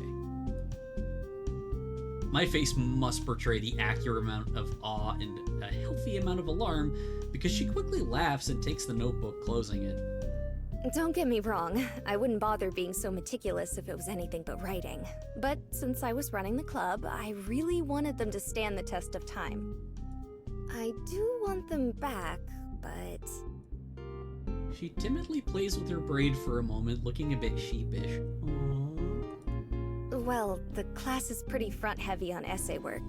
You can use them as reference if you ever feel lost or need inspiration. I don't know what to say. I do. Gay! Just, obviously... Thank you. Really. I owe you. Please, it's fine. She pauses as the bell to the restaurant rings, a customer hopping up to the front and collecting their bags upon bags of takeout. As they leave, the smell of fresh pressed paninis and fries follows. Well, actually, if you could cook something for me again, that may be a fair trade. I've been daydreaming about those muffins. Oh. If I pass this next round of papers, I'll make you a full course meal. Damn, okay, Olive. It's a deal. You better not fail on purpose to weasel out of it. If only I had the luxury. Millie scoots back out of the booth, pulling up her tote and adjusting her vest. Well, I'm off. Junebug needs an oil change. I'll tell your mom you're in good hands. As long as it's not coffee, yeah. Also, I love that she named her car. Sure, take it. Wait, you know my mom? She gives a smug, sparkling smile. Don't do SMSPSM. That's... and accentuates it with a little shrug. You look like her. And when I came in, she couldn't stop boasting about how proud she is of her kids sitting in the back working non-stop on their college papers. I sink into my seat, feeling heat rush to my face. From the corner of my eye, I see Millie give my mom a big wave, who returns it in kind. Oh, when the girl who's interested in you also meets your mom. Right. Thanks.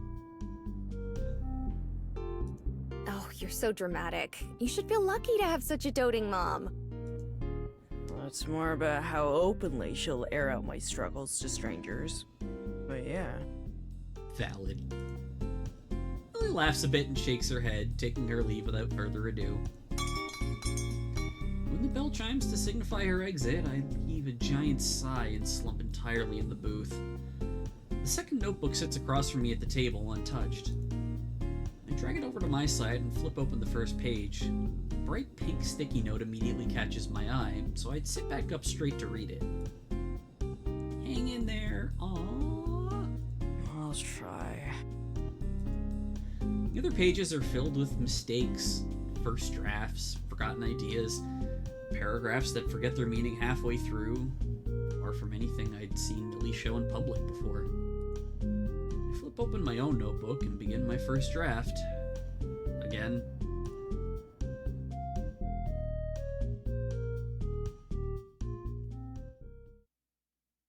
A few days later.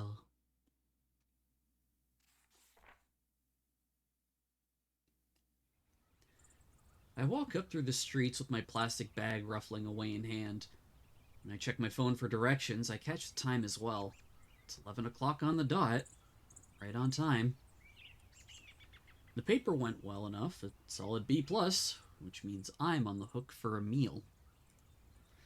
Their apartment's quite a hike from my own on foot, but the traffic around here is light and the nearby buildings look well maintained, if not very modern.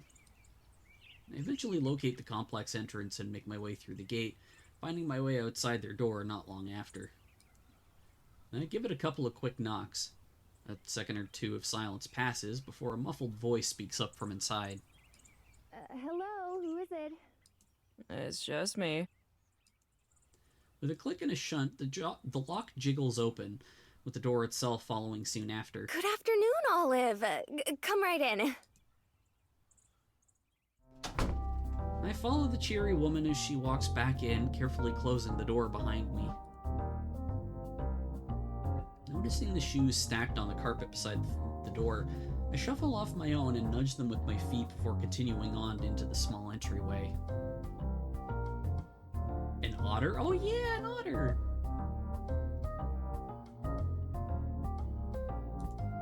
As I scan the living room, it's clear that things have been hastily tidied up for my arrival, in the same way that a reluctant child might clean their bedroom when told by their mother. While the floor's mostly clear, clothes have been piled on the backs of seats and peek around bulging cupboard doors. Books, plush animals, magazines, and DVDs all lie where they were last used, and the dining table's become a makeshift study area by the looks of things. Sorry for the mess. No, it's nice. Well, aside from... I trail off as my gaze turns to the kitchenette on my left. Unwashed dishes and glasses sit piled up in and around the sink, and jars of ingredients sit neglected on the counter. It all must have gone bad by now. Hey look, college student life. I start rubbing the back of my neck as the anxiety creeps in. My diner's hygiene and kitchen protocols have been drilled into me for years and has affected me more than I thought. We're not as tidy as we could be. It's not that unusual, I guess. I'm surprised how unconvincing I made that sound. I'll clean up before getting started. I brought some stock and rice, so I should be able to work with whatever else is here. Thank you so much. If I have one more pack of noodles, it might be the end of me. I'm glad I came. No one should be living solely off ramen. Before you start, at least let me show you around. Sure, lead the way. After pointing out this and that from the location of the bathroom to where Haley and Caprice's rooms are, we arrive at Millie's room as she swings open the door. And this is my bedroom. It's a bit cramped, but you get used to it. She's not wrong about the size. Most of the apartment's space is being dedicated to the combined living room and kitchen. She's made good use of it, though, the bookshelf being filled to capacity and a laptop and well-used notebooks squeezed into an old table in the corner. It's impressive that she's managed to make such a claustrophobic space feel so homely. A series of books on the shelf next to me catches my eye, and I reach out to take one of the thicker ones. The majority of her books seem to be in this style, being plain hardcovers with titles in gilded cursive, as many being non-fiction as fiction. As Millie looks back to me for comment, I realize I probably should have asked first. Sorry, curiosity got the better of me. I have to admit, though, child psych is a pretty niche genre. Looking back over this particular space on the shelf, she has quite a few books on the subject. Looks like I've been found out. I want to write children's books. A lot of people think it's easy, but there's actually a lot of thought behind them. Huh. When you said you liked writing, I assumed that meant you wanted to be a novelist or something. I wouldn't mind trying my hand at it, but children's books are where my heart is. To see a parent reading my books to their child and seeing their faces light up as they learn about the world, it might not be the most glamorous or well-paying career, but I wouldn't care if I knew I'd achieved that. Aw, that's so sweet. Sorry, I'm rambling. We should get started on lunch, shouldn't we? As I nod, I find myself struck by her conviction.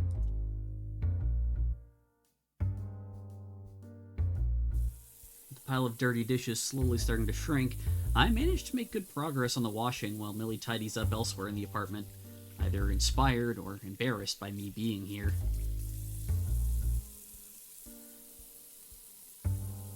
I could probably just shift some things aside and cook right now, but might as well go the whole 9 yards if she's going to as well. The creaking of the door to the apartment barely reaches my ears past the noise of the running tap. It isn't long before I see who our visitor is, poking her head around the corner.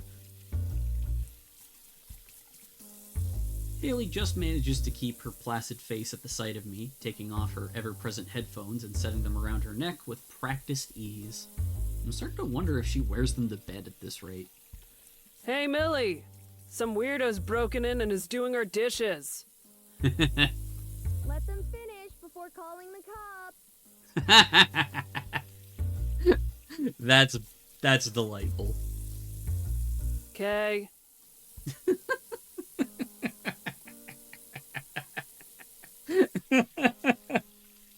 I'm sorry, that was just delightful.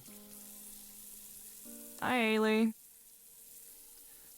Has Millie really stuck you on dishwashing duty? Technically, I was here to make lunch, but there's no point in making food if there's nothing to put it on. I'd apologize for the mess, but I assume Millie's beat me to the punch already. Is it always like this? We just scavenge whatever's mostly clean till we run out of plates. It's worked out fine for 2 years now. Oh, 2 years. 2 years of living like this? I can't believe I ever had second thoughts about having my life together. As Millie comes in, Haley gives her a quick wave. Caprice lives here too, right? Am I cooking for 3 or 4? She's visiting her mom, so it's 3 today. Millie still comes across as annoyed at the mere mention of her. I guess the rivalry runs pretty deep. 3 it is then. Any allergies? I'm allergic to greens. How am I supposed to tell if she's joking when she uses that deadpan voice? The only hint is Millie's unsurprised sigh. Oh. Millie signals the end of lunch as she sets her fork down. The curry I made with foraged ingredients, made extra mild at Millie's request. Girl, same. We're white people, we can't handle spicy food. Turned out to be a hit with the two, both of them looking satisfied with their meal. Thanks again for that. That was amazing compared to what we usually have. Could have been spicier. You shush. I'll leave the recipe. You can cook some up yourself, that's exactly how you like it. First time in a while I've cooked a meal for people other than myself, so I'm glad it worked out alright. Isn't that expensive? Living alone and all? I've always been... what's the best word for it? Cheap? Rude. Frugal? Let's go with frugal. Only needing to cook for myself saves a lot of time. Plus, I get leftover vegetables and stuff from work that are about to expire and can't be used. Ah, I do something similar. I save a bit by sometimes visiting bakeries just before they close for the day. They'll usually throw extra food in the bag for you that probably won't sell in time. Do you guys actually cook much? No. I can cook the basics. Haley's eyes narrow. The very basics. Same. Rice and pasta are easy enough to throw in a pot. Fuck, get a rice cooker. Makes it even easier. And Caprice? Caprice is banned from cooking. Why does that not surprise me? Ever since the egg incident, yes. The egg! The egg incident. Oh, I love this. What a good story.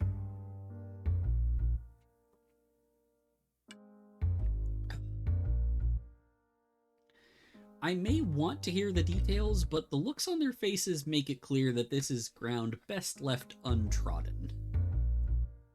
Our conversation is interrupted by a simultaneous buzzing from mine and Millie's phones, likely from the writing club group chat. It's rare to get any sort of discussion on it, and I've admittedly been pretty bad about checking in myself. Millie, however, reaches for her phone almost immediately. Just as quickly, a frown forms on her face. Curiosity getting the better of me, I pull my phone out of my pocket to see for myself. I'm guessing this is Darren, due to the beige color palette. Hey, sorry, I know this is the last second. I won't be at the next meeting. Oh. Is there a reason why? I need to submit an attendance sheet to faculty soon. Yeah, sorry, just a busy week in general. Can I at least get your signature sometime this week? I don't know, I'll try. Dude is being so non-committal. The fuck? Fuck you, Heather! Lamau. This bitch. Since we're giving advance warning this time, I'm out too. The answer's no, by the way, before you ask. What a huge bitch! I look up from my screen to see Millie slump in her seat. Her phone buzzes again not long after, the message only making her frown more. What's up? It's Tanya. Is that bad? She said she'd get some of her friends in her machinist class to sign for Darren and Heather. With a long, exasperated sigh, Millie drags herself up, excusing herself to the nearby kitchen to sift through their cupboards. Bad news? Haley leans in closer to me, keeping her voice down while she pries. What do you think? She doesn't respond to my sarcasm directly, instead opting for one of those shrugs she loves so much. Welcome to the writing club, I guess. My head firmly meets the countertop in an over-exaggerated display of frustration. It doesn't last there long, with a sharp clearing of the throat from Millie bringing my eyes back upward. I keep this bottle hidden away in the back for special occasions. I guess they don't all need to be positive ones. Either of you interested in a glass? She places a wine bottle and a couple of glasses on the counter, now that my head is no longer occupying the space. When'd you get that? Oh, well, you know. I'll pass. I've got a shift tonight, so I better not either. Oh, sorry. Yeah, that's more than fair. Mentioning it out loud reminds me to check my phone again to confirm the time. Good thing I did. I stayed a bit longer than I had planned. I take to my feet, pushing my seat in after I'm up. On that note, I better start making my way home to prepare. Thanks for having me. Thank you for the meal.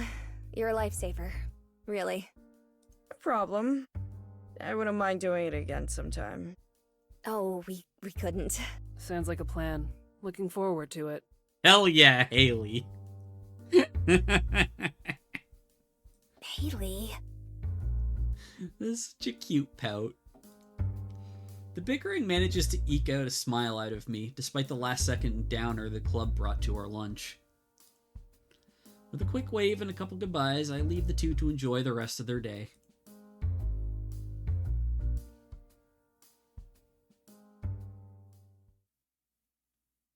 A few days later.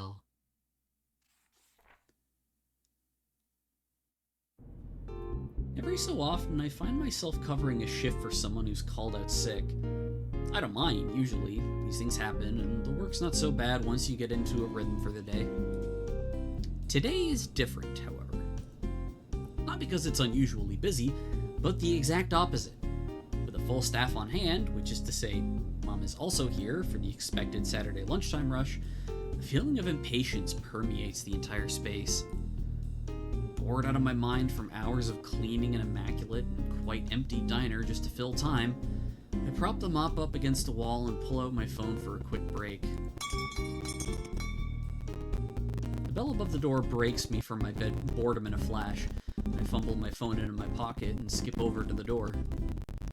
As I walk up to the entrance, I slow as I notice a familiar face. My mind crashes for a moment as the two worlds I live in once again intersect. My confusion is shared by Darren, words stuck in his throat as he works through the same situation. This is the second time a familiar face has casually walked through that door. One more instance like this, and I'm gonna have to stop thinking it's just a coincidence. Sorry, I blanked for a second. Come in. Sit wherever you'd like. That's fine. I was a bit thrown off too. I had no idea you worked here. A friend from school? I turn beside me to see Mom idling up, her ears apparently having picked up the conversation. Yeah. Darren gives an awkward chuckle, nerves getting the better of him. You two can have lunch together. It's about your break time, anyway. Mom. We're not exactly busy. It'll be fine. Even if she weren't being insistent, it'd look bad to Darren if I protested staying with him too much. I reluctantly give a shrug and motion for him to follow.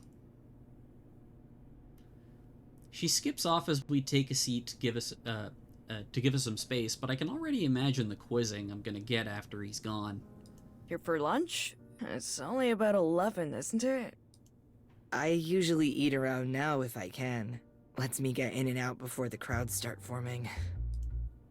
Tailoring your schedule exclusively around how to best avoid people feels excessive, but it's hard for me to not sympathize, especially with how hectic life has been lately.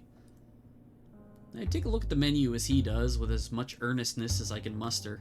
I've long since memorized it, having cooked every item many times, but there's little else to do as he scans the laminated sheet before him. He must be indecisive, moments ticking by as he reads and reads. I expected some small talk, but the diner's as quiet as it was before he arrived. As it becomes obvious he's stalling for time, I speak up. Hey, is everything okay? You seem a bit quiet. He looks away from me as he puts the menu down. He's distressingly easy to read. To be honest, I'm a bit surprised. Not just from bumping into you, I mean. Well, I guess it's sort of the same. He's quick to catch himself rambling and resets himself with a small breath. I'm just shocked to see how well off you've been handling everything in your life. It feels like you slipped into the club pretty quick, not to mention the job you've got here. You and I are like night and day. His face sags regardless of how wildly off the mark it feels to me. If you actually believe any of that, then all I'm really good at is faking it. Well, you joined the club too, didn't you? If you hadn't checked it out with me, I probably wouldn't have gone either. Honestly, if you didn't stick around, I would have bailed by now, too. There's nothing wrong with going at a pace you're comfortable with. If you don't need to, you shouldn't have to force yourself into doing things you don't want to. I do want to, is the thing. I wouldn't have brought it up with you if I didn't. It's just... People say the first step is the hardest, but the second step is what establishes the momentum. Dang, you really do belong in the writing crowd, huh? He responds with a nervous chuckle. I hope my attempts at lightening the mood didn't put him on the defensive instead. Things are hard, but you make them look easy. Even if you say it's all an act, you pull it off so believably I can't help but be a little envious. Admittedly, it's a skill you're more or less forced to pick up in a situation like mine. With Mom working as hard as she does for my sake, I've gotten pretty good at hiding away my anxieties to avoid burdening her. Or so I like to think, but she seems to see right through me anyway. Even now, I was worrying about dealing with the waiters and rehearsing how to order over and over in my head. Then there was the writing club meetup with me getting cold feet at the last second. That's one mystery solved at least. Given everything he said so far today, I'm more than willing to believe it was just a matter of nerves. He returns to his menu, scanning over the options. I'm sure he's already looked over a dozen times already. I was worried when he flaked from the club outing, but thankfully it seems like that was misplaced. Still, now that the actual problem has presented itself, the way forward seems obvious enough.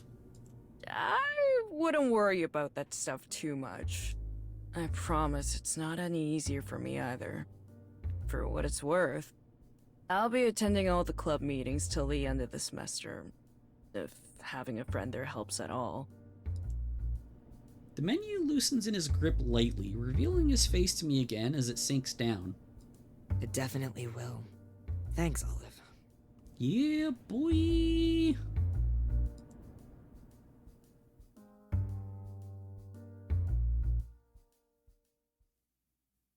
One week later.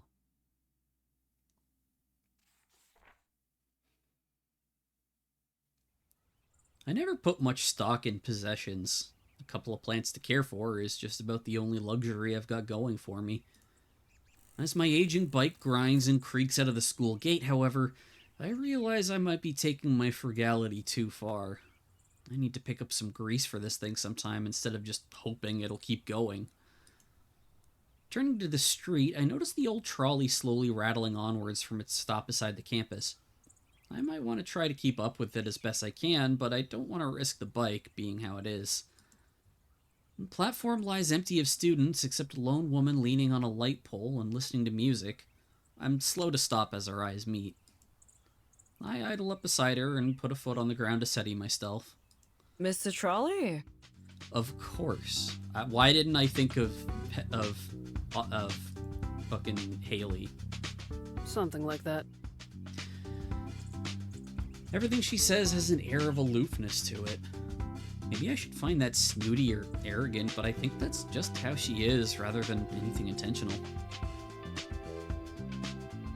Haley visibly thinks to herself for a moment, rubbing the back of her neck. Finally coming to some sort of decision, she takes off her headphones and addresses me properly. Hey, how far is your place from here? Not too far. Close enough to bike at least. Sounds good. Huh? She tilts her head like the answer should be obvious. You can visit if you want, but I have work in a couple hours.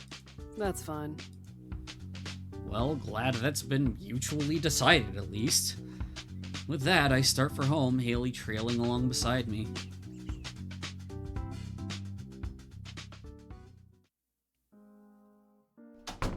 After leaning my bike against the wall, I follow Haley in and close the door behind me. She has the look of a tourist, eyes darting from one area to the other. I didn't know anyone was coming, so it's a bit shabby. Don't get many visitors, really. I was actually thinking how clean everything is. Yeah, compared to an apartment of 3 typically messy college kids, yeah. Peeking through her normally enigmatic persona is an air of disbelief. I'm a bit mystified until I remember how their apartment was, and that was when they knew I was coming over. At least she's talking now. The ride here in total silence was one of the most strained experiences I've ever had. Something's eating at her, even I can tell that much by this point. Before I work out how to fill the air between us, Haley's eyes fall on the old console sitting under my even older television. She pushes her chin out toward it, a rare glimmer of interest sparkling in her eyes. That old thing still work? Who knows? You can try if you want. I don't get much use out of it. I want to talk to her about where all this is coming from, but the timing never quite seems to feel right. Haley picks up a controller as I fiddle about with a modest pile of games, nodding to the first I hold up before I put it in. A fighting game I've tried a couple of times. No sooner do I take a seat beside her and start up a match, my foot in the back foot, she pushes me to the edge of the map before juggling me into the air and comboing me over and over. Her work done as the round is called, she slumps back into the cushions. I managed to do a bit of damage, but it's already clear that I don't have a chance of winning any further rounds. Well, if nothing else, at least this is a welcome distraction from studies and work. We start another round. I try my best, but it goes about as well as the last. With the match finally over and Haley easing off the controller, I get a chance to address the elephant in the room. So, anything on your mind? Just tired. Not with school or anything, just those two. Are things really that bad? I was about to go home on the trolley, but when the doors opened, I just... Haley trails off, unsure how to explain herself, or rather, stopping herself from doing so. She puts the controller down and sighs. Maybe I should just live alone like you. Nice and quiet here. You don't sound super convincing. You got me. She leans back into the couch. I'm not sure if that signifies a pause or an end to this conversation. I guess I just forgot how much I missed having a normal life with those two till you came around. Me? You coming over for lunch the other day was the first time in forever that apartment felt... ordinary. It's rare to see Millie that open and talkative at home. It was nice. Can almost make out the corner of her lips curl into a smile. They're back to a frown before they get all the way there. And then Caprice came home and got in Millie's face about the wine she left on the counter. She sits there, staring into space as she recounts how the day ended. As she finishes the thought, her eyes meet mine and she corrects her posture, as if just remembering I was there. Sorry for making this weird. You're good. She's quick to break eye contact soon after my response, retreating back to her thoughts. You should have seen them before all this. You'd barely recognize them. That's the impression I get, yeah. She thinks a little, hesitating a moment before taking her phone from her pocket. I'm left to wait as she pokes about on it. She taps the screen, then shows it to me. What's this? Aww, they're all together. A photo from about a year back, with Millie and Caprice. I've held on to it ever since. A group of friends crammed into a tiny room. I recognize the others as the art club members, but Caprice and Millie definitely steal my attention away, both smiling wide. It was their first college party together. I wasn't actually there, but they both lit right up while telling me about it.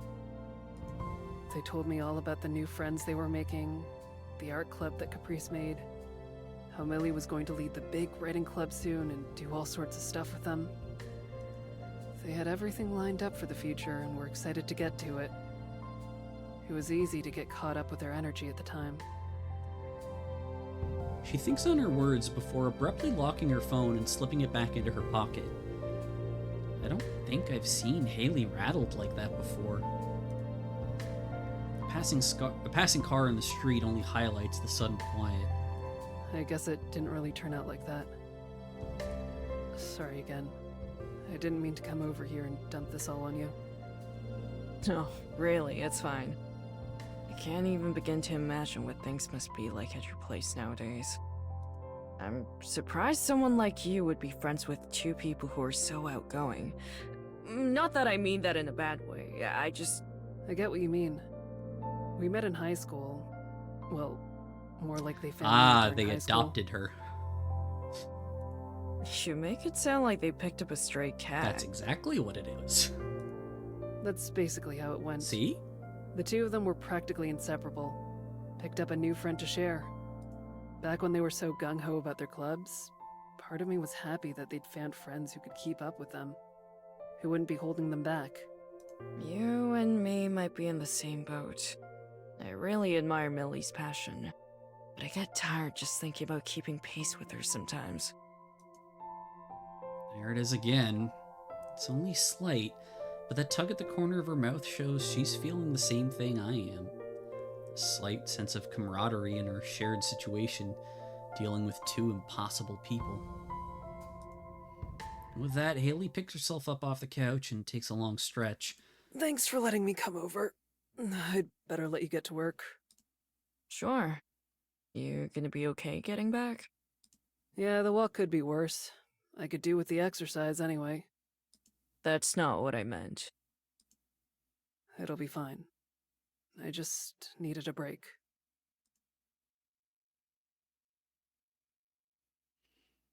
As she walks over to make her leave, Haley stops and looks back from the half-open door. Oh, an Olive. Yeah? Thanks again for coming over the other day. No problem. Hopefully we can get Caprice around next time. Yeah, hopefully. Catch you. Aww. Yeah, catch you.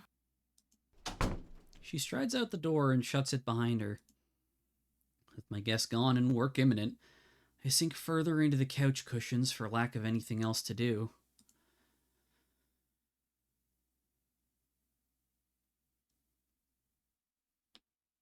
One week later.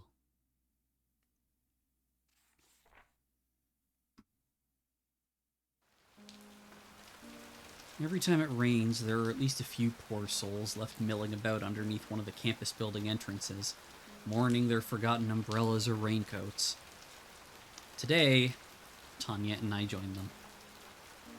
The storm came quick and recently. Might have missed the rain entirely if we hadn't been hanging around in the writing club.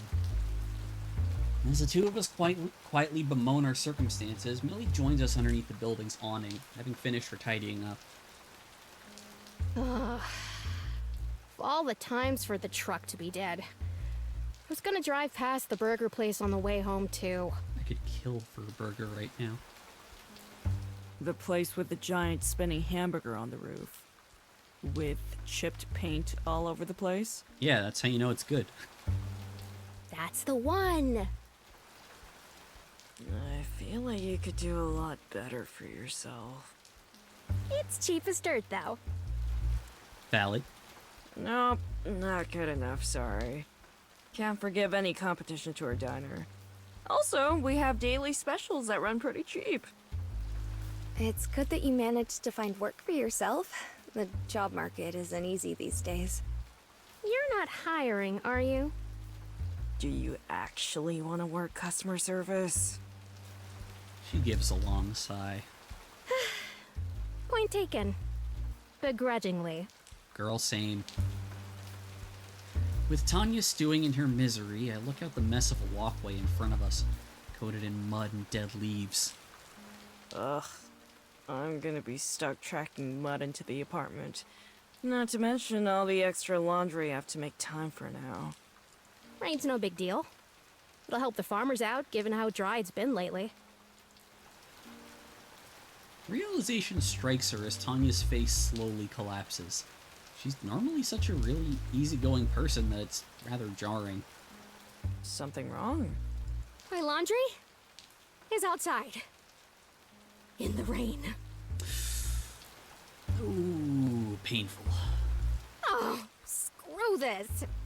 Wait, I can give you a lift in.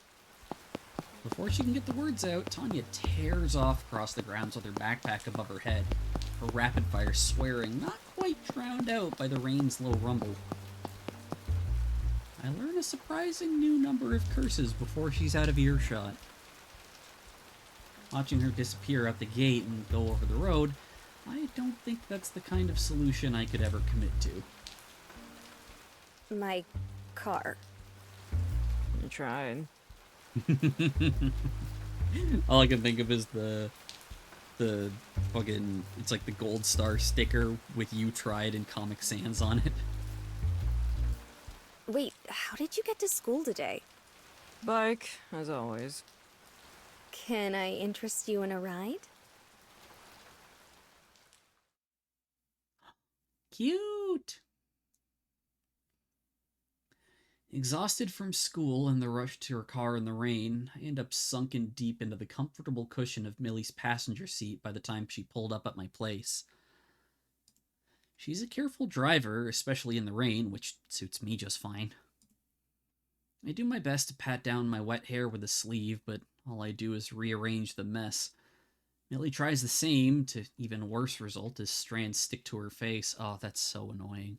I know that pain. Thanks again. I was dreading trying to get home in all this.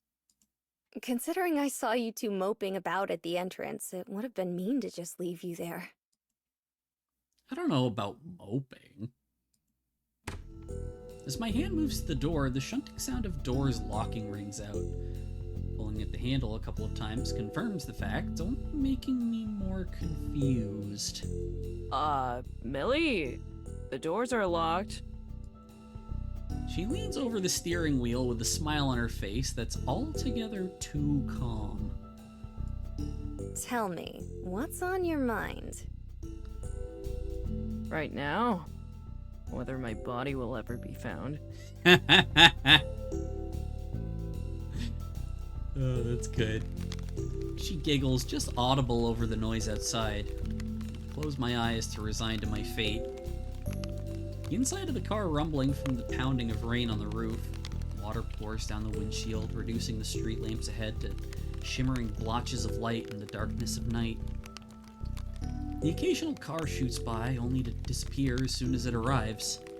One more try, Olive. Oh, that is a slightly. Hang on. I gotta move chat so you can see it. Where the fuck? That is a sinister looking face.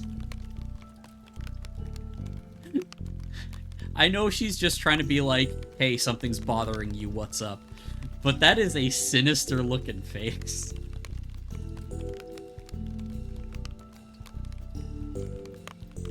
Is this about the club? Getting warmer. Better that than this being about Haley's. Oh, better that than this being about Haley's visit the other day, at least. Disinterest in the craft aside, I feel like I've been a model student, which narrows it down to...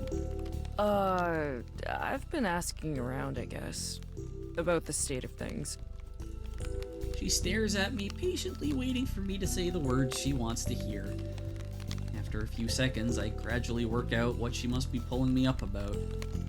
Which I think is fair, like, Olive's kind of, like, rooting about in her business, and she's like, you know, you can just ask me, Fivehead. And I may have been avoiding bringing it up with you. Her satisfied smile makes it clear I've come to the right answer. She sure pulls off a convincing impersonation of a teacher sometimes. That wasn't so hard, was it? How did you end up hearing about this? People will tell you all sorts of things beyond what they're asked. I just struck up a conversation with them about you. You'll be pleased to know they're all quite opinionated on the subject. Her smile doesn't waver as she delivers that line, which twists my stomach in a knot more than it should. Look, I'm sorry for not talking to you directly, but I only avoided you because the club... well... is on its last legs? That's one way of putting it, yeah. I might try to be optimistic, but that doesn't mean I'm blind. You don't need to tiptoe around me like I'm a child. One thing still escapes me, though. Why bother in the first place? It's entirely selfish, really. I was worried that if it fell apart, you wouldn't have a reason to tutor me anymore. I'm sorry. I have a lot riding on this. It's the truth, and it makes perfect logical sense to me, but only seems to leave Millie more confused. Did I say something wrong? I've never seen that in a person before. So much effort put into convincing yourself you're not a good person. I promise to help you, with or without the writing club. Please don't call it selfish. Next time, just ask. Baffling sense of faith written on her face almost makes me embarrassed. I don't think I'm wrong, but arguing that I'm not as good a person as she thinks feels like a strange hill to die on. The sharp shunt of the doors unlocking reverberates through the car, breaking me from my thoughts. Sorry for putting you through this. I don't often get the chance to talk with you alone these days. Ooh. You're not mad at me? Why would I be mad at you? All I wanted to know was what's going on. To be honest, I was a little worried you were thinking of quitting too. I wasn't... Sorry, lesson learned. I'll keep you in the loop with this sort of thing, in future. See you tomorrow, Millie. Oh, and next time you drive me somewhere, could you keep the doors unlocked?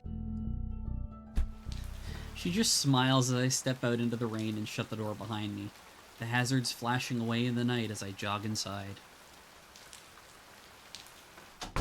Stepping inside, I shut the door and take a long, deep breath, leaning back against it.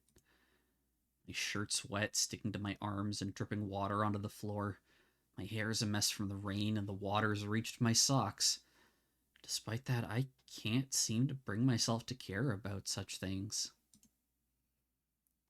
I've seen the sight ahead of me countless times before. Same old apartment, just as I left it.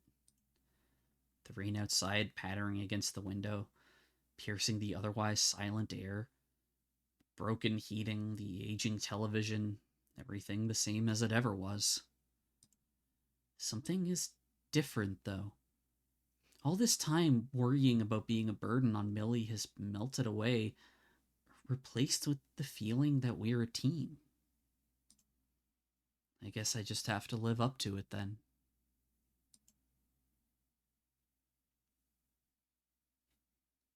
Yes, that's totally what the feeling is. A few days later. Oh, we're back at the bar.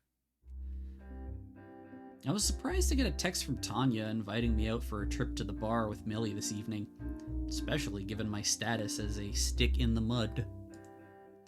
That's how they call it now, being a team. Exactly. Oh my god, they're a team.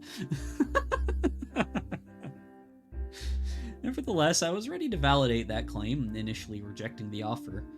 Even if I didn't have plans on campus tomorrow, I had a shift for this evening.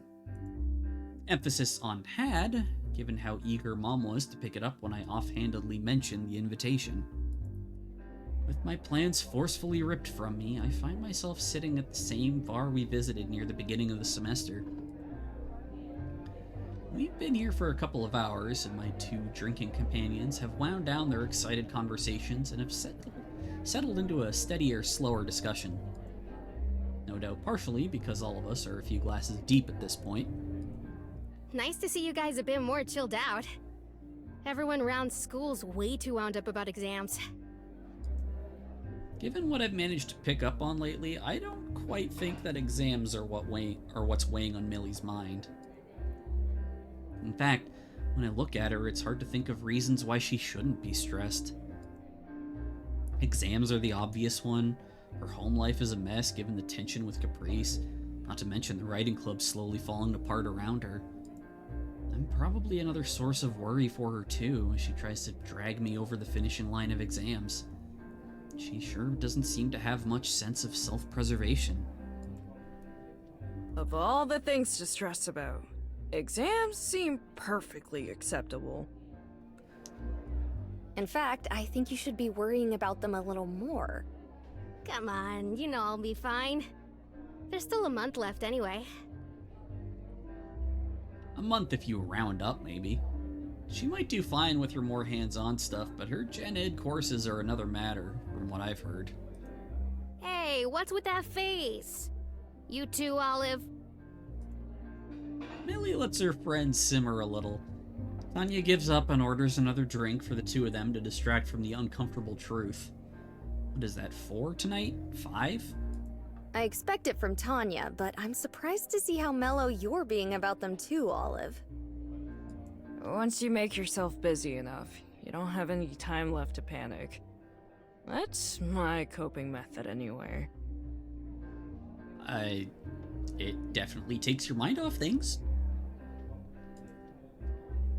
I'll lie, but worrying about it out loud would just stress Millie out more, I'm sure. You sure you're okay balancing work, chores, and exams? Do I have a choice? Yeah, that's kind of where I'm at.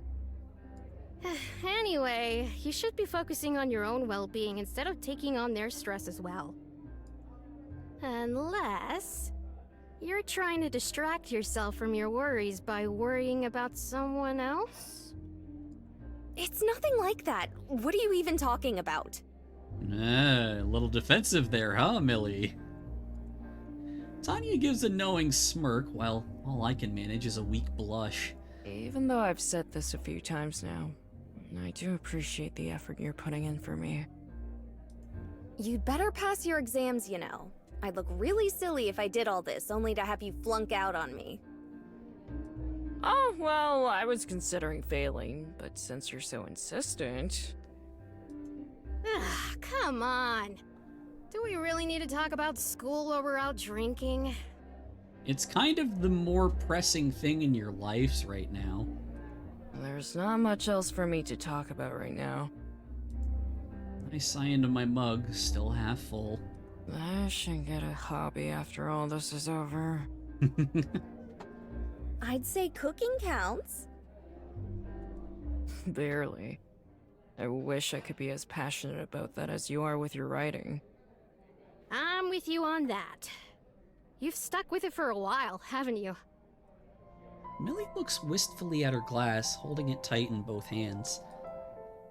I think everyone needs something to cherish. It doesn't need to be another person, a hobby, a cause, a life's work. It doesn't need to be grand, just something to give yourself over to. Writing, reading, the club ended up being that for me. Without that, I think someone is like an empty glass. While it could be filled by others, it's nothing when by itself. She delicately rubs the condensation on the outside of her glass with her thumbs. I can't help but go silent at her words. It's up to Tanya to break the overly serious atmosphere, Millie's glass filling with beer from Tanya's bottle. Then you better keep your own glass full, eh? Millie gives a weak smile and a slightly awkward sigh, coming back to her senses. I think I'm finally getting a feel for how these two ended up as friends despite their differences.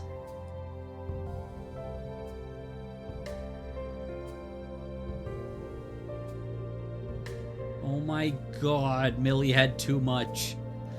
That's so cute. That's so cute. The night air sure has a chill to it these days. The air in front of our mouths forming small clouds as we slowly walk up the dark street. The sleeping girl on my back at least provides some warmth. Millie's arms loosely slung over my shoulders as I carry her. Or at least I try to. My steps are a little uneven and I'm definitely swaying side to side, but luckily Tanya leans against me as a counterbalance. It's a small wonder this area is totally empty this time of night, given the walk is on an almost surreal quality, like we're the only people left in the world. I can't believe she managed to get herself that drunk. You're not exactly sober yourself.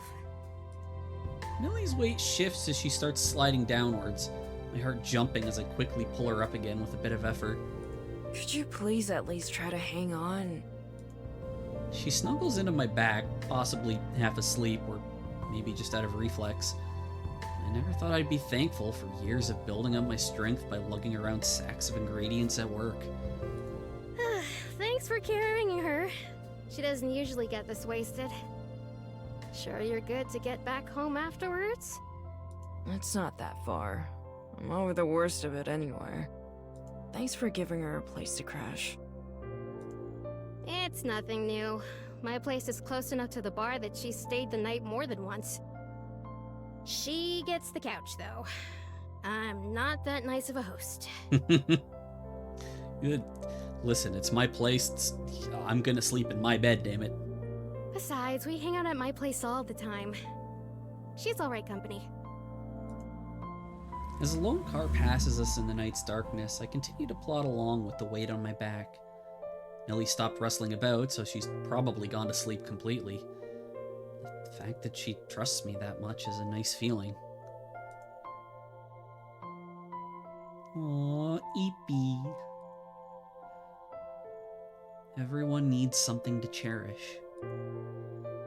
Even as the evening's gone on and my mind started to haze, those words have danced around in my thoughts since she said them. I know what's important to me and how important it is. For so long, looking out for Mom and doing my best to not disappoint her has been enough to keep me moving forward. Why do I keep coming back to these words then? There's no tug at my heart, no butterflies in my stomach, merely an itch. Just below the skin, impossible to scratch. Millie slumps forward across my shoulder again, making herself just visible in the corner of my eye. I wish I could see in myself what you see in me. I've been honest about my motivations, as selfish as they may be. Yet you push on anyway. You're always there to offer help whenever I need it, always with a smile on your face. The way you confidently assure me that there's more to it, that you're so sure I'm worth the effort despite all that. It's More than I deserve. Millie readjusts herself, burying her face in my neck. Hey, Jess, how's it going, dude? Everyone here in chat, say hi to Jess, a good friend of mine. Another member of V Chronicle has raided us tonight. The hell was that sound? It's a Gundam noise. That's like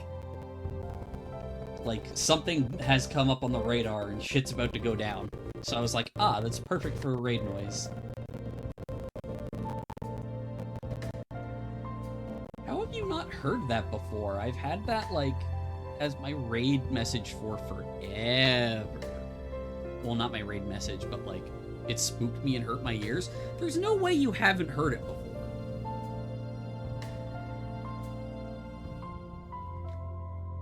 But yeah, what were you up to tonight? What was you playing?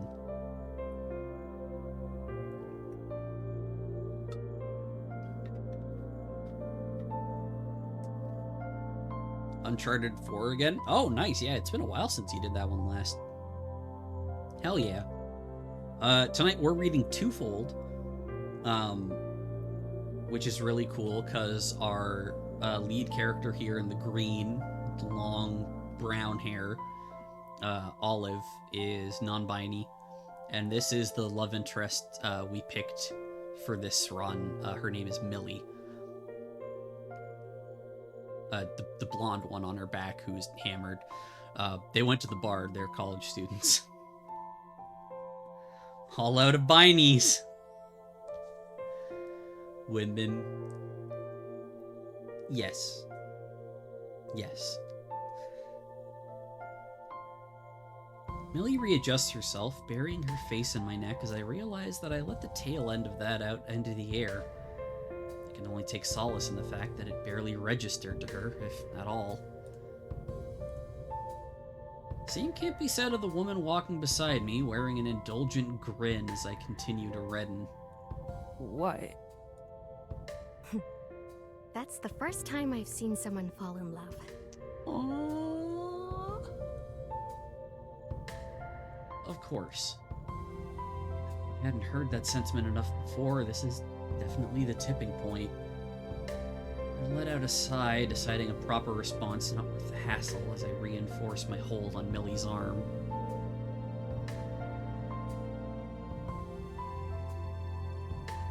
Okay. Our discussion comes to a halt as the both of us stop walking, both our attention taken by the sight from above. Yo, some of them stars are purple. Standing in the middle of downtown as cars drive to and fro, Tanya and I quietly gaze up at the falling snow.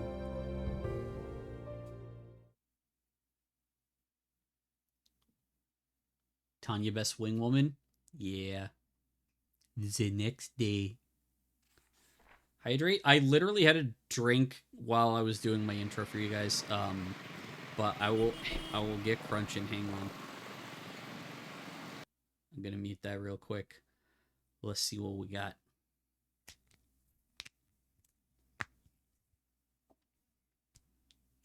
Not bad. I honestly didn't think I'd get anything out of my fingers there. One of the worst things about living here is how quickly the weather turns. One day it's a little chilly outside, the next there are snowplows clearing the roads. Even though it's not freezing just yet, it's cold enough to bundle up a bit more than usual. There's plenty of time until school starts, at least. With downtown's traffic at its worst when the snow has just fallen, I need to take it slow and stay vigilant. I'd rather not break something so close to exams, or worse. And there's the hangover I'm still nursing. With puffs of condensation filling the air in front of my face with every pedal stroke, the apartment building I've been looking for comes into view. Carefully looking around for traffic, I stop pedaling and let the bike cruise over to the roadside. Hopping off and holding my bike in hand, I press the buzzer for Tanya's apartment. Yo, they got new clothes! This is the real cold weather stuff, although I do miss the green vest. Olive's vest is pretty legendary. Winter mode. I probably shouldn't be making house calls this close to exams, but I should make sure Millie's alright, given the state she drank herself into.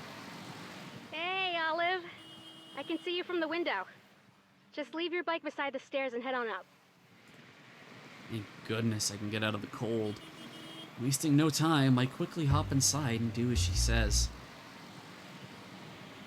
With the building elevator out, I finally make it up the stairs and gingerly enter Tanya's room, doing my best to hide my exhaustion at biking in, then hiking up.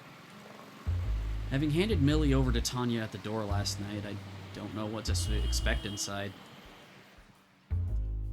As Tanya turns from the window to see me enter, I'm pleasantly surprised. At the very least, it's clean. The faded video game poster is all the decor to speak of, with the reused boxes and cheap furniture giving the air a place of she sleeps in, but little more. Didn't expect to see you here. Thought you'd be off to school like a good little student. Figured I'd check in and see how things were after leaving Millie with you yesterday. See for yourself. Hey, Millie! You've got a visitor! Oh no, don't scream. Olive's nursing a hangover too. Well, it looks like a ghost slowly emerges from the bedroom to see their visitor, dressed only in her shirt and skirt. I think this is the first time I've seen her braids undone too. Half-dressed, disheveled, and in the throes of quite a hangover, it's a bit of a contrast to the fashionable and composed woman I'm used to. Oh, it's Olive. Hello there. Even her voice sounds pathetically weak. All I can do is grimace as I try to work out how to deal with her, Tanya and I waiting for the harsh noise of the snowplow to pass before speaking. She's nervous? No, she's just mad hungover. That's quite the hangover. Millie just groans as her friend rubs the back of her head at the sight. Are you gonna be okay? Yeah, don't worry, I've dealt with worse. That's not as reassuring as she thinks it is. I'm gonna head to school for some studying. I can pick you up some food or something on the way back if you want to stay here. I'll come along. Just let me get my shoes on. Yeah, don't tell me you're going to school like that. Tanya's concern goes unanswered as Millie shuffles back to the bedroom. Thanks again for the invite yesterday. It was nice to forget about everything for a night. She gives me a flat look in response. You do know who suggested that you hang at the bar with us, right? I let my shoulders slump and sigh. I guess it was optimistic of me to hope she'd let last night slide. Before I have to dig up a response to Tanya's irritating grin, the woman in question emerges, looking somewhat smarter this time around. At least she looks sharp, while feeling half dead. Good to head out? Sure, let's go. You okay walking? Yeah, a walk in the cold sounds good right now, actually. Wake you the fuck up. Take care, you two. Oh my god, stop.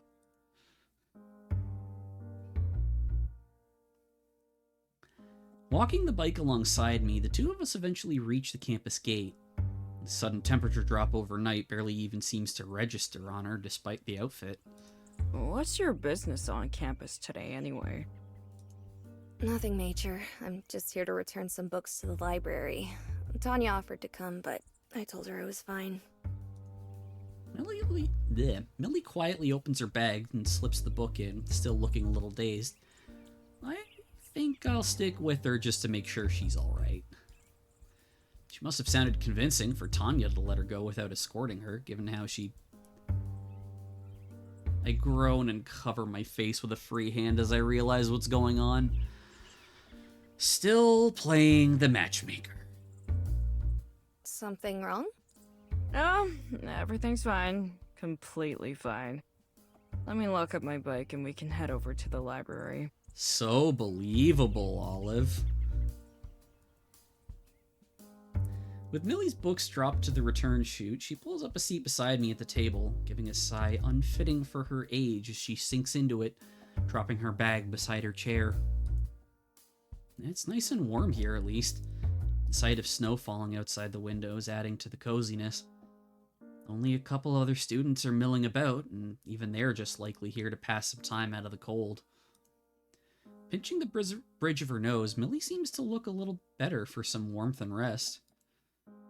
I don't usually find myself at a loss for words around her, but I can't seem to find anything to say. Even Millie is uncharacteristically quiet, yet clearly restless as she plays with her braid. Realizing my leg is tapping on the floor, I reach for anything to fill the air. It's good you have a friend who lives downtown to pick you up. I had to ask my mom to pick me up the first time I went out drinking. Sort of put me off from doing it again. Not your dad? Uh-oh, I feel like that's a landmine. Dad wasn't really in the picture. He left when I was still pretty little. Sorry, I really should have been more careful about that. No, it's fine. Hasn't been a big deal in forever, really. An awkward silence quickly develops, made all the more pointed by a student walking past us to leave. Funny how things end up, huh?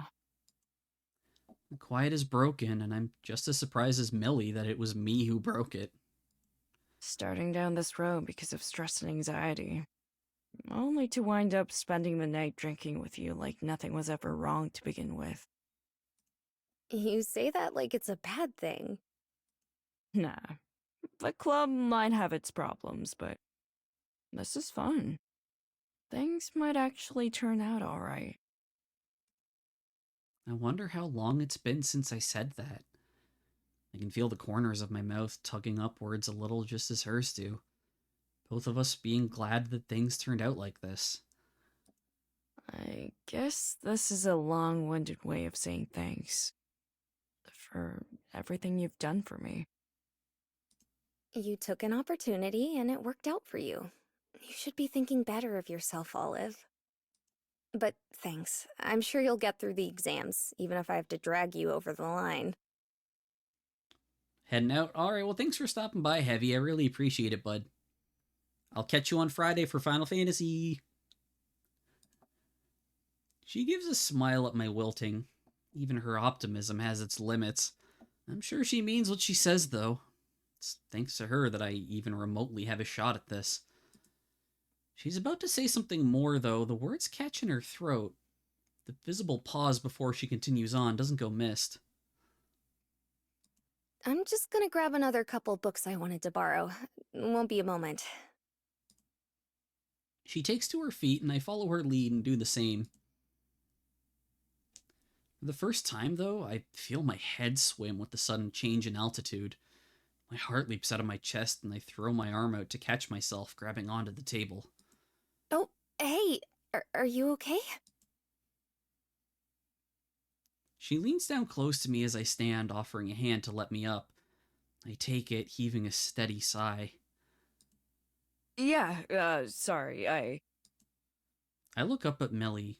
Her caramel eyes soften a bit as we lock gaze. A warm smile on her face when she collects that I'm fine. We stay like that. I'm acutely aware of her hand on mine, of how close we are to each other. Before I can even fully process what's happening, I instinctively shut my eyes and bring myself to my tiptoes as she leans down slightly to meet our height difference somewhere in the middle. We kiss, just barely reaching our lips together, too gentle to count. Millie's mind eventually catches up with her actions as she's the first to pull away, looking equal parts confused and embarrassed. I'm not doing much better. I step back and take a gulp to steady myself.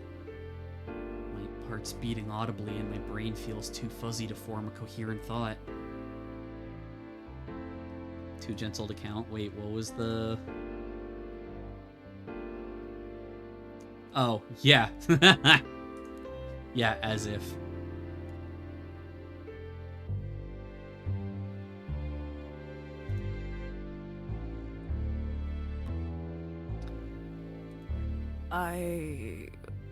What was... I don't even know what I was, I mean... Gay? Still trying to piece things together, her confused stammering eventually turns into a small laugh, which she does her best to stifle. What a morning, huh? I'm sorry, I guess I'm just not all there yet. Yeah, no, I get you. I'm sorry, too. I wasn't thinking.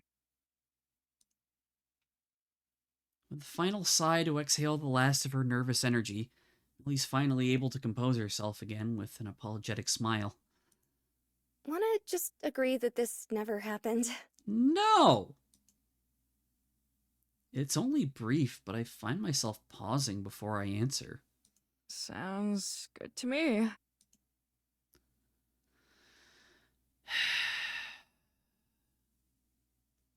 Finished Millie Act 1. I think I'm gonna call it here. Because we're super close off to 11, which is when I was gonna stop anyway. But also... Oh my god, that was so cute!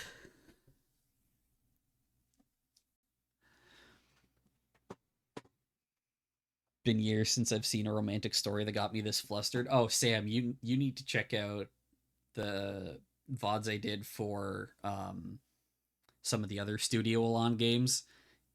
They're perfect. This happens every time. Oh, that was so cute. But they're both hungover and they're being stupid about it. Oh, my little gabies. Okay, well, I think for now we are going to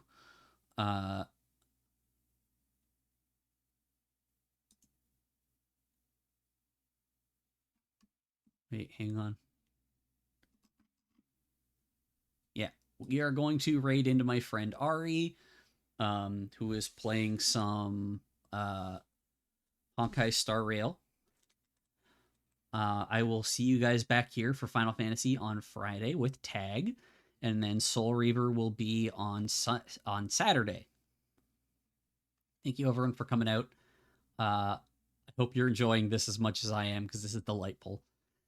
And I will see you all on Friday. Catch you later, demons.